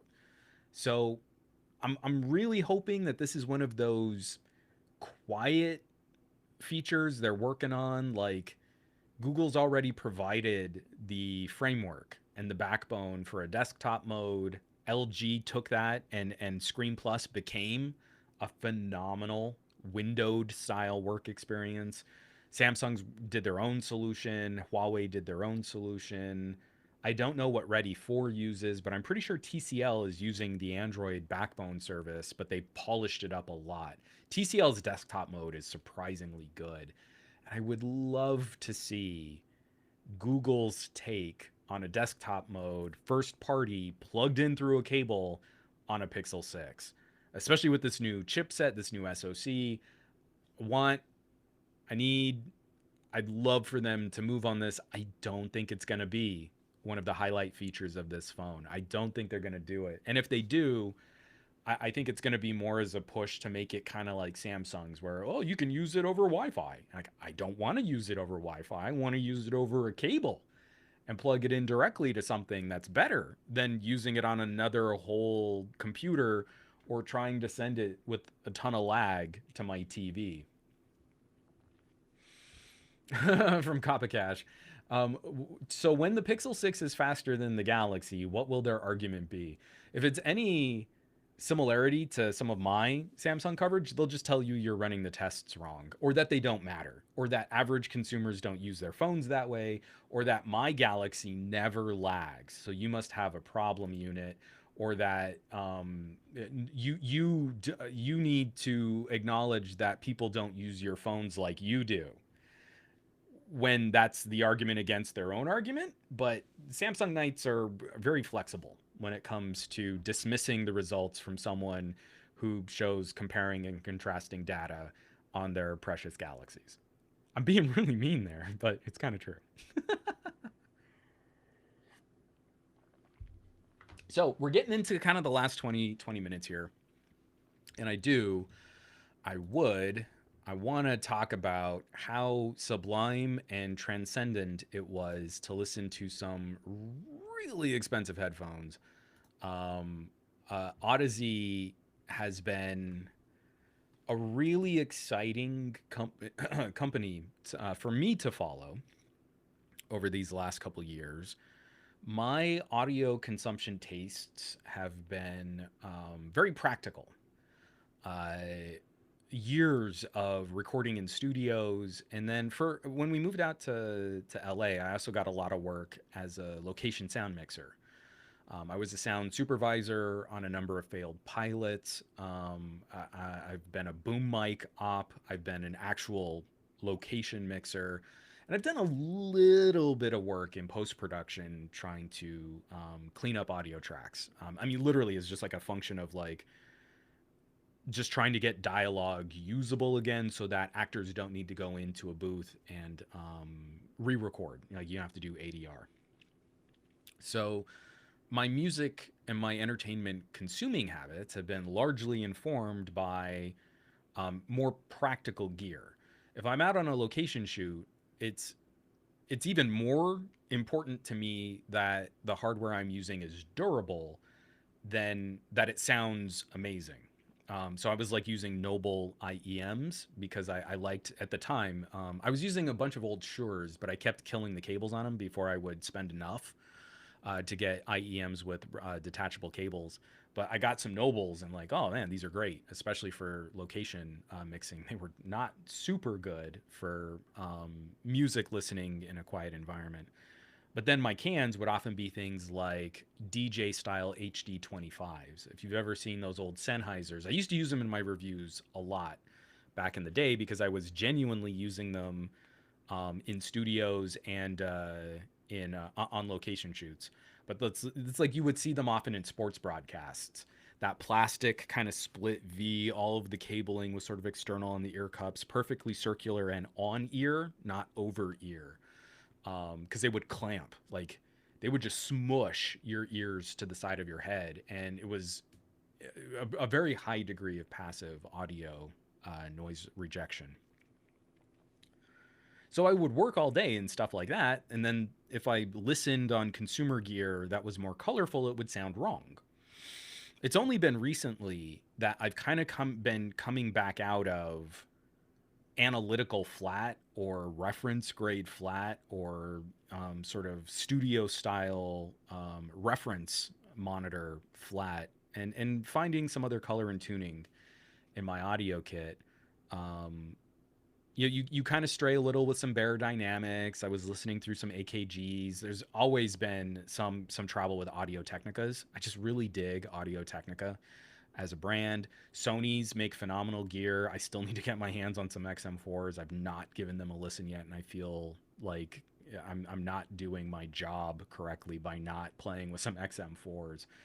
Um, but Odyssey kind of came around a while back where I was still doing a ton of stuff weekly over at Newegg, and I did not get it. We don't play with planar magnetic uh, driver headphones in voice recording. Like that's not a studio headphone that you'll see in recording studios for voiceover work. Typically, it's more practical and more streamlined. It's a more straightforward kind of audio capture and presentation. So I played with the Mobius and I didn't really get them at the time or why they were a big deal. I kind of tried to rectify that back.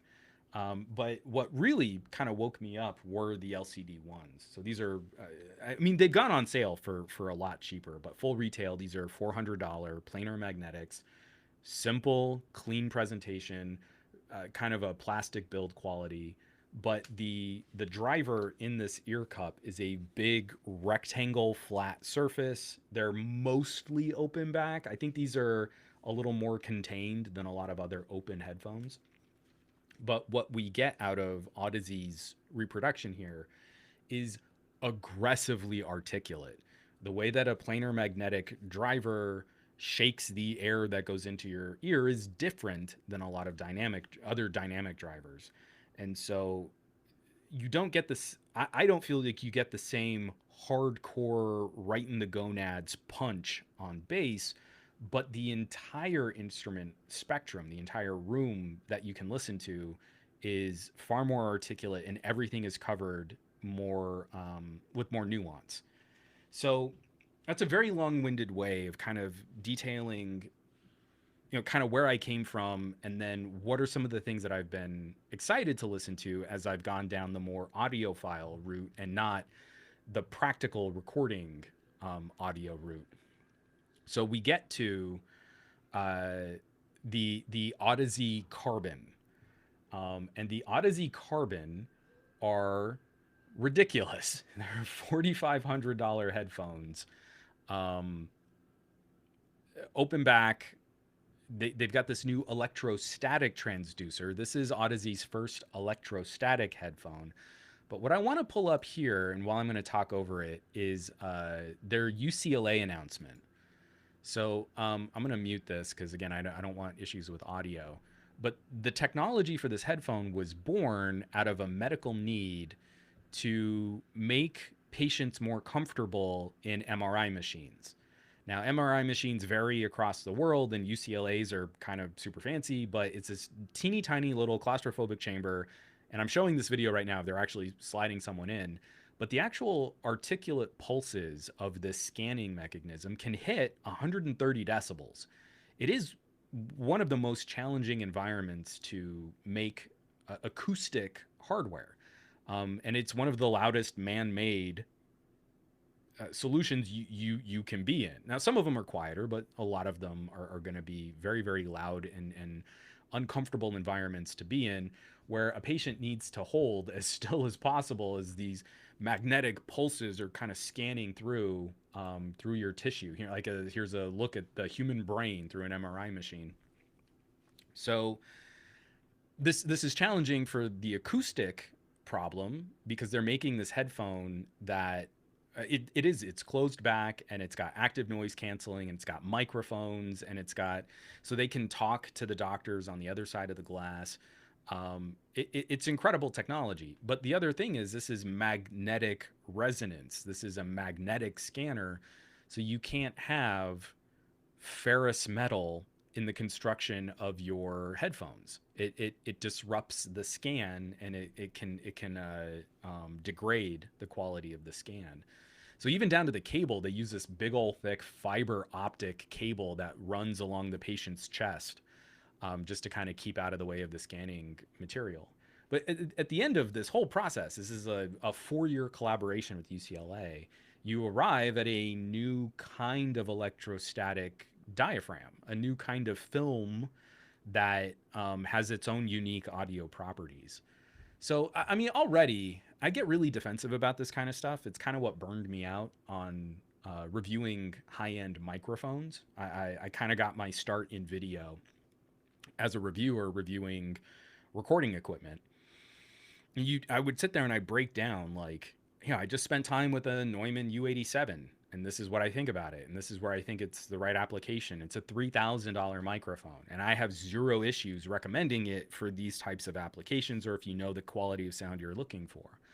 And invariably, I'd get a bunch of wannabe voice actors going, yeah, but I've got a $100 USB mic that sounds just as good. And someone else said that it was like 95% of the sound of a U87, and that you can use all these plugins and filters to make it sound just like a U87. And it's exhausting. I mean, I got burnt out reviewing voiceover gear because people didn't want to hear there were specific instances or specific needs where this was the right audio tool for the job. They wanted me to just keep telling them, you can get exactly the same sound for $100, or if you do this, this, and this, you can still get that. I mean, even like Jay's 2 cents went off on that rant about the Shure SM7B, and instead of like looking up how to use the Shure SM7B, he went off on this tear about, well, I can use a Blue Yeti, and I can use this plugin and this filter, and it's going to sound just like an SM7B, except that it didn't, because he didn't know how to use the SM7B, and he was using it wrong. Like, instead of expanding out of the starter level conversation, the entry level conversation, where so much of YouTube is primed for the like explained style of video, people like me, we get burnt out because I still want to keep learning. I still want to keep experiencing, and I want to have that same excitement when, I got my first pair of really nice location mixing IEMs, and I was able to kind of join a headphone community and an earbud community, and we're geeking out about this kind of stuff. I still want that feeling today. Like, I still want to hear new nuance and hear new presentation and explore new ideas. But if I share that with a community of people that are primed for the absolute lowest level, then it's all just going to be confrontation. It's all going to be defensive. You're saying nice things about a $4,500 pair of headphones Well, you must mean that everyone should use that, and you're trashing my AirPods Max or you're trashing my XM4. And I don't think people realize like how hostile those comments come across. Like every hobby has an enthusiast level. Like why would you spend thousands and thousands of dollars to make a car run a quarter mile 2/10 of a second faster? I mean, you could spend thousands less and be 90% of the way there. Isn't that good enough? And I feel like a lot of this, we just get lost in that conversation where um, beyond a certain tier, and I'd say it's a pretty low tier. I mean, once you start spending a couple $100s on a pair of headphones, quality doesn't scale the same way. When you jump from the disposable 10-cent included in the box with your smartphone headphones, and you jump up to something simple like $20 Chinese IEMs, like my KZES4, always in arm's reach, because for 20 bucks, this is a startling upgrade over the $5 earbuds that you'd normally buy that complement your phone. You immediately jump into a wider reproduction of audio, lower distortion, lower noise, more color, a different kind of tuning. You instantly hear a different kind of quality. When you go from like $20 to $200, you're still moving up that chain of better cabling, better transducers, better drivers, better material science for how all of this is enclosed. You can kind of hear quality improve in that way. But once you crest that couple $100s, you start getting into like $400 or $500 solutions. It becomes less about clarity, about noise or distortion. I mean, all those things do still improve, but what your ear is more likely to interact with is specific color, different types of tuning. The difference between a really expensive traditional dynamic driver and a really expensive planar magnetic is going to suit your specific tastes. And there isn't a right answer. One isn't better than the other for the same price. They are different categories of device. It's kind of like taking a really expensive car that can run the quarter mile fast is probably not the best car to go and take to a really technical track with lots of loops and curves. Two cars probably cost about the same, but one is going to be much better for a rapid burst of straight line acceleration, and the other is going to be way better for tackling a hairpin turn. That's what we're talking about here. And it's just hilarious because I'm talking about a $4,500 pair of headphones, and that's not at like the top of the market. Like that doesn't take you to the extreme. That's like upper pack. It's upper tier, but like we could always point to some like Sennheisers at $60,000 of amp and headphone with custom trim marble on the headphone amp. You can always go higher. So 4,500 actually becomes something near the end of someone's journey. It's not a solution you would ever recommend to someone starting out with fresh ears that don't know what they're listening for. But it's not necessarily the rich luxury flex that people try to make it sound like. Like, oh, well, this is just a vanity project. You're just spending a lot of money on snake oil. People can't even hear the difference. No, you can. If you start listening for what you really like about your music, you'll totally hear those differences, but it gets more specific. What I really liked about the Odyssey Carbon probably wouldn't do a good job here in my office. I don't know that I would get $4,500 of enjoyment out of those headphones because I have such poor control over my listening environment. If I really wanted to get the most out of those headphones, I'd want as little distracting me as possible. And that would mean a different type of audio reinforcement than I have in a functional office studio here. So it's not as simple as like, well, diminishing returns. Like you spend $50,000 on a sports car and then you need to spend another $50,000 to make it go a little bit faster. That's not it. For headphones, it's you start spending thousands of dollars on audiophile equipment. You're doing that to narrow down the audio tuning till it's perfect for you. That, at least that's my argument for audiophile. People, there are plenty of people that are going to disagree with me, but I like specific solutions for specific uses. I'm not going to take my nice fancy planar magnetics on an airplane because they're open back and they're vented. That's the wrong environment to take my nicer headphones to a place that's really noisy. I'm not going to enjoy that experience. But when we start talking about something like this is like end game. You know, this is like getting to the completion of an audio listening chain experience that is going to be super fine tuned to the individual that enjoys that entire structure. You don't you shouldn't start there, but getting to that point can be really satisfying if you click in and that's the kind of hardware that you vibe with. But it's tricky. I mean, you've got to go through different types of amps. You've got to go through different types of DACs. You've got to go through, maybe you don't like electrostatics and you do want planar magnetics. Someone was in my comments just saying like, hey, there's a new type of headphone that's a ribbon. And you're like, I've played with ribbon mics.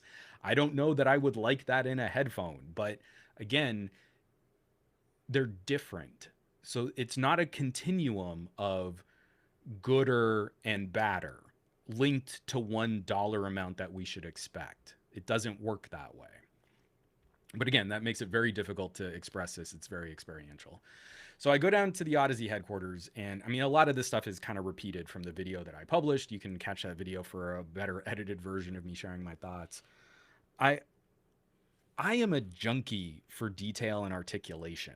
I do not like heavy, thick, dull bass kind of farting all over my mids. I don't like shrill, crystal upper air. I kind of need a little bit of a roll off just from my unique hearing loss and hearing damage. That stuff gets super brittle and very uncomfortable very fast. And I have trained myself for critical listening in the mids because that's where a lot of human speech is. So if I don't hear the exact, like, I need to hear exactly what the pedal was that controlled the distortion for that guitar. I need it to be perfectly recreated. Like, I cannot handle like 90s hard rock or alternative rock where it just sounds like a continuous note. I need to hear the exact shape of that distortion or I'm not happy. Like I mentioned, you know, Rage Against the Machine, Killing in the Name of is one of my go-to tracks. Because the distortion is really fragile. I don't listen to that song in my car because my car speakers are not good enough to display the distortion. It just sounds like a guitar note. It just sounds mushy. And I don't get that buzz, literally or figuratively, when the guitars kick in and the track really gets going. And so it's unsatisfying. I don't have that song on my car playlist. So again, it's a challenge because I want to bring more people into the fold, and I don't want to scare them off by being that combative or confrontational audiophile stinky nerd we talked about at the beginning of this podcast. But it's also like we allow for every other hobby and every other enthusiast tier to have this like super niche kind of endpoint. Like look at really high quality gaming monitors. You put that in front of someone and they're not going to know why it's impressive. So, I mean, yeah, it's like 1080p pixels and I can watch my movies on it. You start out with something that's just a big dumb screen that you watch TV on. And then maybe you care a little bit more about the type of technology. Is it an LCD? Is it a QLED? Is it an AMOLED?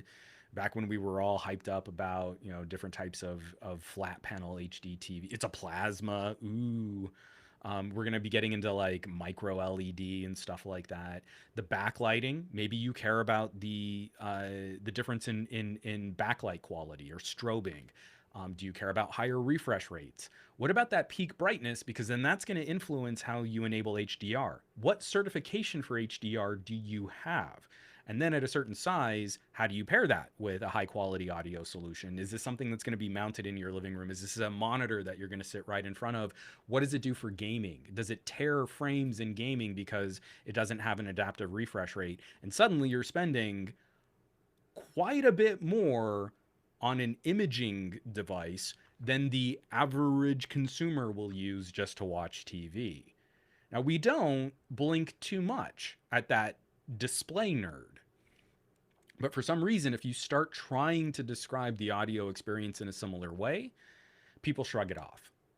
I'm not an audiophile. Oh, I don't care about that. You're describing things that just sound like you're making them up. And you're like, you start talking about like Rec 700 and BT 2020 and all of these other display descriptors, you sound just as nerdy. It sounds just as fake. So, I get a little defensive because the mission is get people listening to better quality stuff. And, when I would walk around, or when I would like share with friends, a pair of DT 770s from Bear Dynamic, you can get those easily for under $200. And I plug them into like, at the time, like an LG V40 or a G8. Like, here's this little phone, you plug in these really thirsty cans, studio grade cans, you put them on someone's ear, and I'd say, like, hey, what's one of your favorite songs? And we play it, and they'd never heard their song that way before. Like, ever. Not just like, oh, well, I know the nuances of this song because I sit in front of really nice speakers and I know what this song should sound like. No, like for my wife, when we finally got her molded ear tips on her earbuds, she went through and like voraciously consumed our entire Beatles catalog again.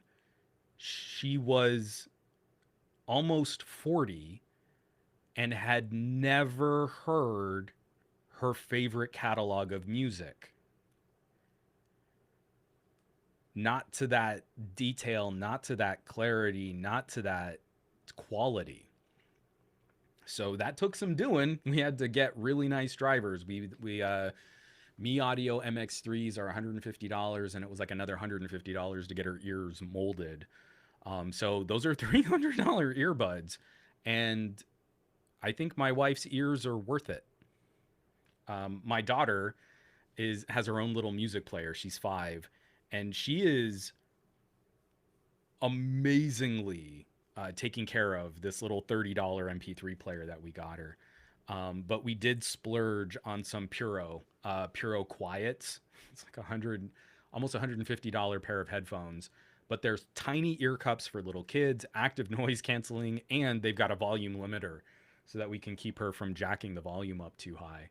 And you're like, she is doing an incredible job of taking care of her own gadget. Like I actually said, this isn't one of Daddy's old phones. We bought this just for you. If you break it, we're not going to replace it. You need to take care of this. And like literally yesterday, I was posting on the Discord that I could hear her jumping around in her room singing along to Beastie Boys Intergalactic. Like she's in it. She's getting it. And she's 5.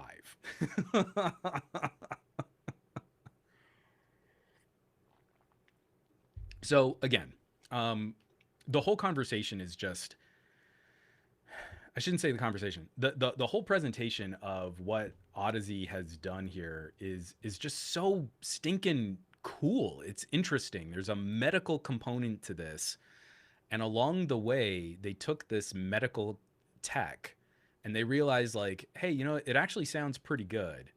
I'm showing like video clips of them describing the electrostatic transducer, these carbon nanotubes suspended in a film. I mean, like it's bleeding edge audio science tech, and it came from a real need. It came from a medical concern, trying to get better MRI scans, trying to keep patients more comfortable. And then they were like, hey, you know what? Like, this sounds pretty good. We could just make some headphones out of this. So I would highly recommend checking out. I'll link it in the show notes. I think if you're in the live chat, I can send it here in the live chat too. It's just such an interesting story.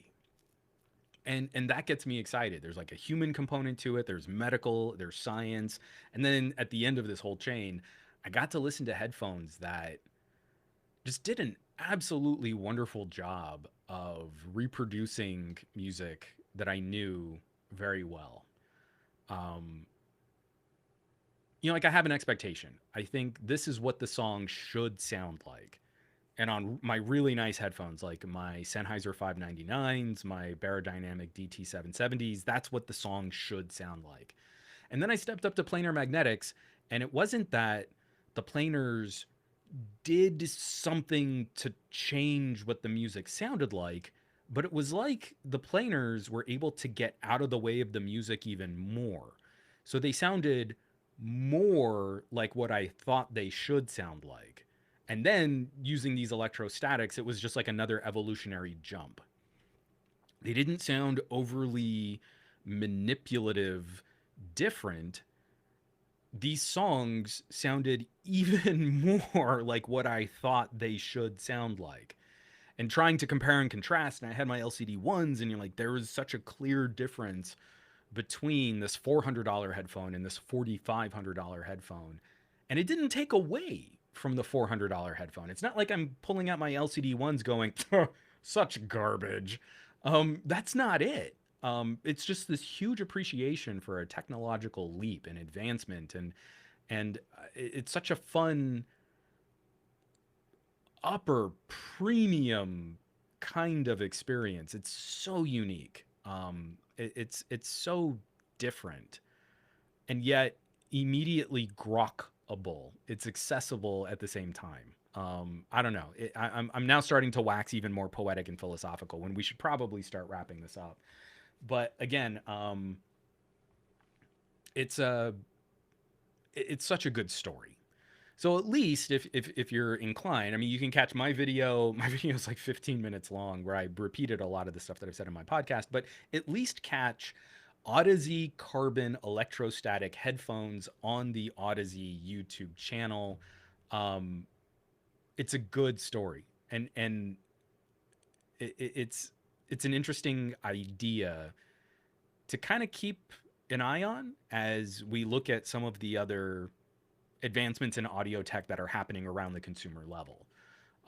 Better streaming quality, more high res options and solutions. I think there's an opportunity here that I hope we don't let it pass us by. So we can go ahead and start closing this out, but I did want to get through some of these comments here. You guys are making fun of my name as I'm getting all like Twitter pated about audio. From Steve from Q3 Becker. I do want to see an F1 car race in a rally style course. Please get on that, Mr. Beast. From Nick Fell, when you need room correction for your headphones, they're too open. You need speakers. But I don't have the right setup for speakers. And again, I kind of pride myself on a headphone collection that kind of enables a certain kind of audio consumption. At some point, I want to set up a really good listening station, open air speakers, really craft the reflections in a room. It's going to be a long time before I can dedicate that space to that kind of challenge. So in the meantime, it's headphones. Headphones get the gig done. From Nick Fell. Also, the funny part is 4,500 is entry level in speakers. So now there are a bunch of jokes at my expense. Simon says Hypno saying Flight of the Bumble Gadget Guy. Ein kleiner Juan music. Gary the Fireman, absolutely agree. Tim Crumfield's bass and Brad Wilk's drums are one of the best rhythm sections of the 90s. Enter Sand Juan. Ain't no Juan shine when she's gone. From McCorcoran, kind of exactly right in line. I used an LG phone would be a pretty convenient way to listen to Apple Music these days. Yeah. Actually, I mean, if you think about it, one of these dongle DACs is going to be about $200. I think it's pretty easy to get your hands on an LG G8 for under $200. And again, it'd probably be used or a refurb or something like that. but you'd have very similar DAC and amp output, and it would be a whole multimedia device. You just have less control over your amp. It still does bug that there's the impedance trigger on the LG amp, and I wish they would just let us toggle it manually. So you have to be very specific about the headphones you connect and how you connect them. But yeah, the quality and the output are there. They'll go toe to toe with current audio reproduction solutions, especially portable ones. I'm not talking about like having a desktop amp and DAC and all that stuff. I'm talking about portable.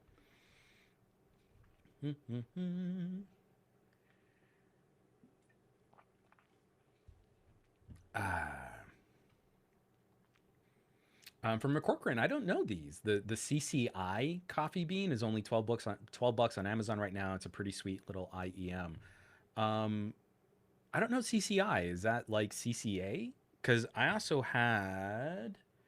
had to bring out my CCA C16s, and I had to compare them up against like my Mi Audio XM4. Someone on the Patreon asked about my Xperia, like, I don't know about all your charts and graphs. What about these IEMs? And he has like $1,000 IEMs that are 5 balanced drivers per ear. And you're like, well, it does a good job with my 8 driver per ear CCA. So I would imagine it'd probably handle your expensive IEMs. But if you got a dynamic driver in there, then the Xperia can get maxed out on the amp pretty easy.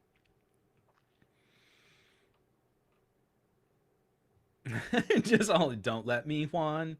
Juan, Juan, Juan, Juan, Juan. Ooh, woohoo. So McCorcoran, we talked about this as saying you should donate a used LG phone to your daughter. We started specifically with a $30 MP3 player because if she breaks it, at some point she probably will. I've been very encouraged by how well she's been taking care of it. We've been on a road trip now. She kept it safe. We didn't have to sit there and nag her about it. Like, this is her thing, and she's doing a wonderful job of keeping it safe. But we also didn't want her to have something that would be internet connected without us being able to observe how she's using it.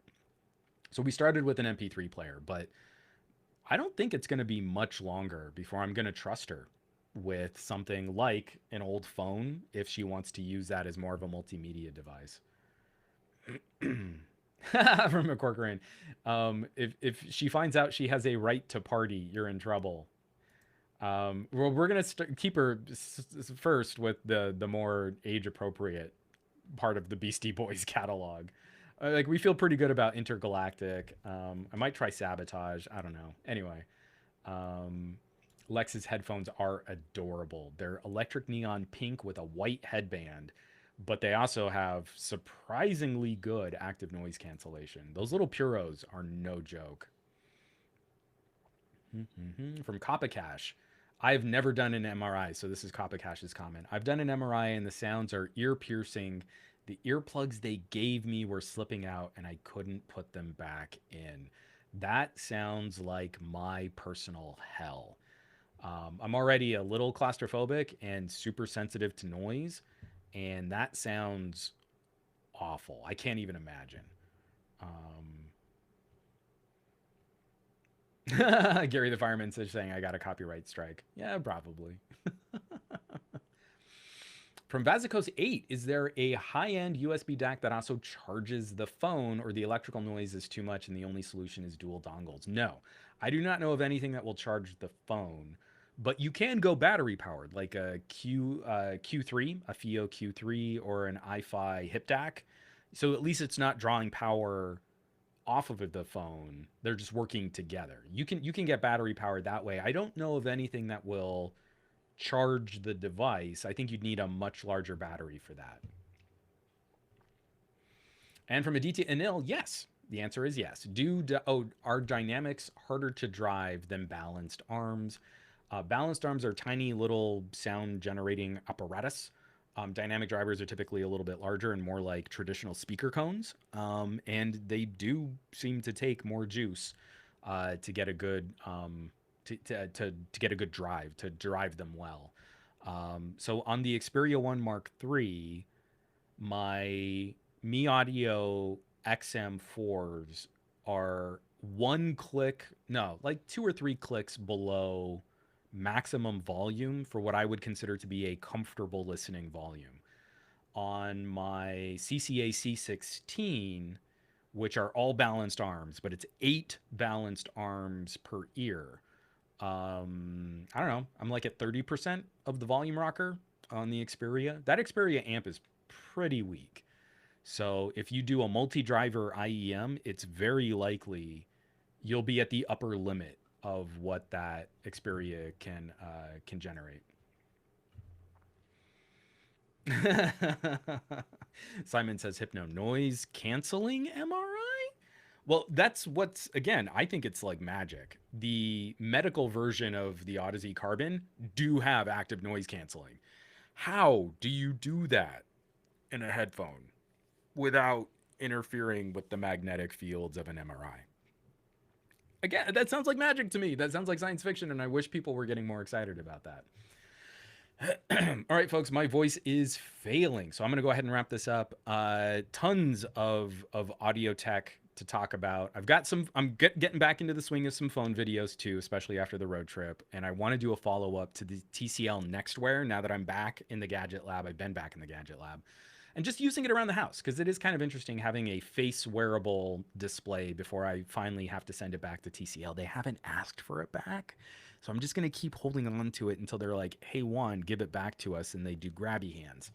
So, yeah, a lot of stuff. I might even be trying to do an IEM giveaway, a $200 pair of IEMs. I need to talk to the manufacturer that sent me out some demo units, but it could be kind of fun. I'm not entirely sure where I'm going to do that giveaway. I might only do it here on the podcast.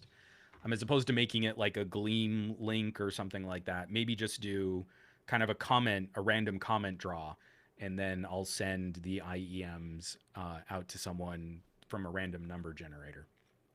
So, stay tuned.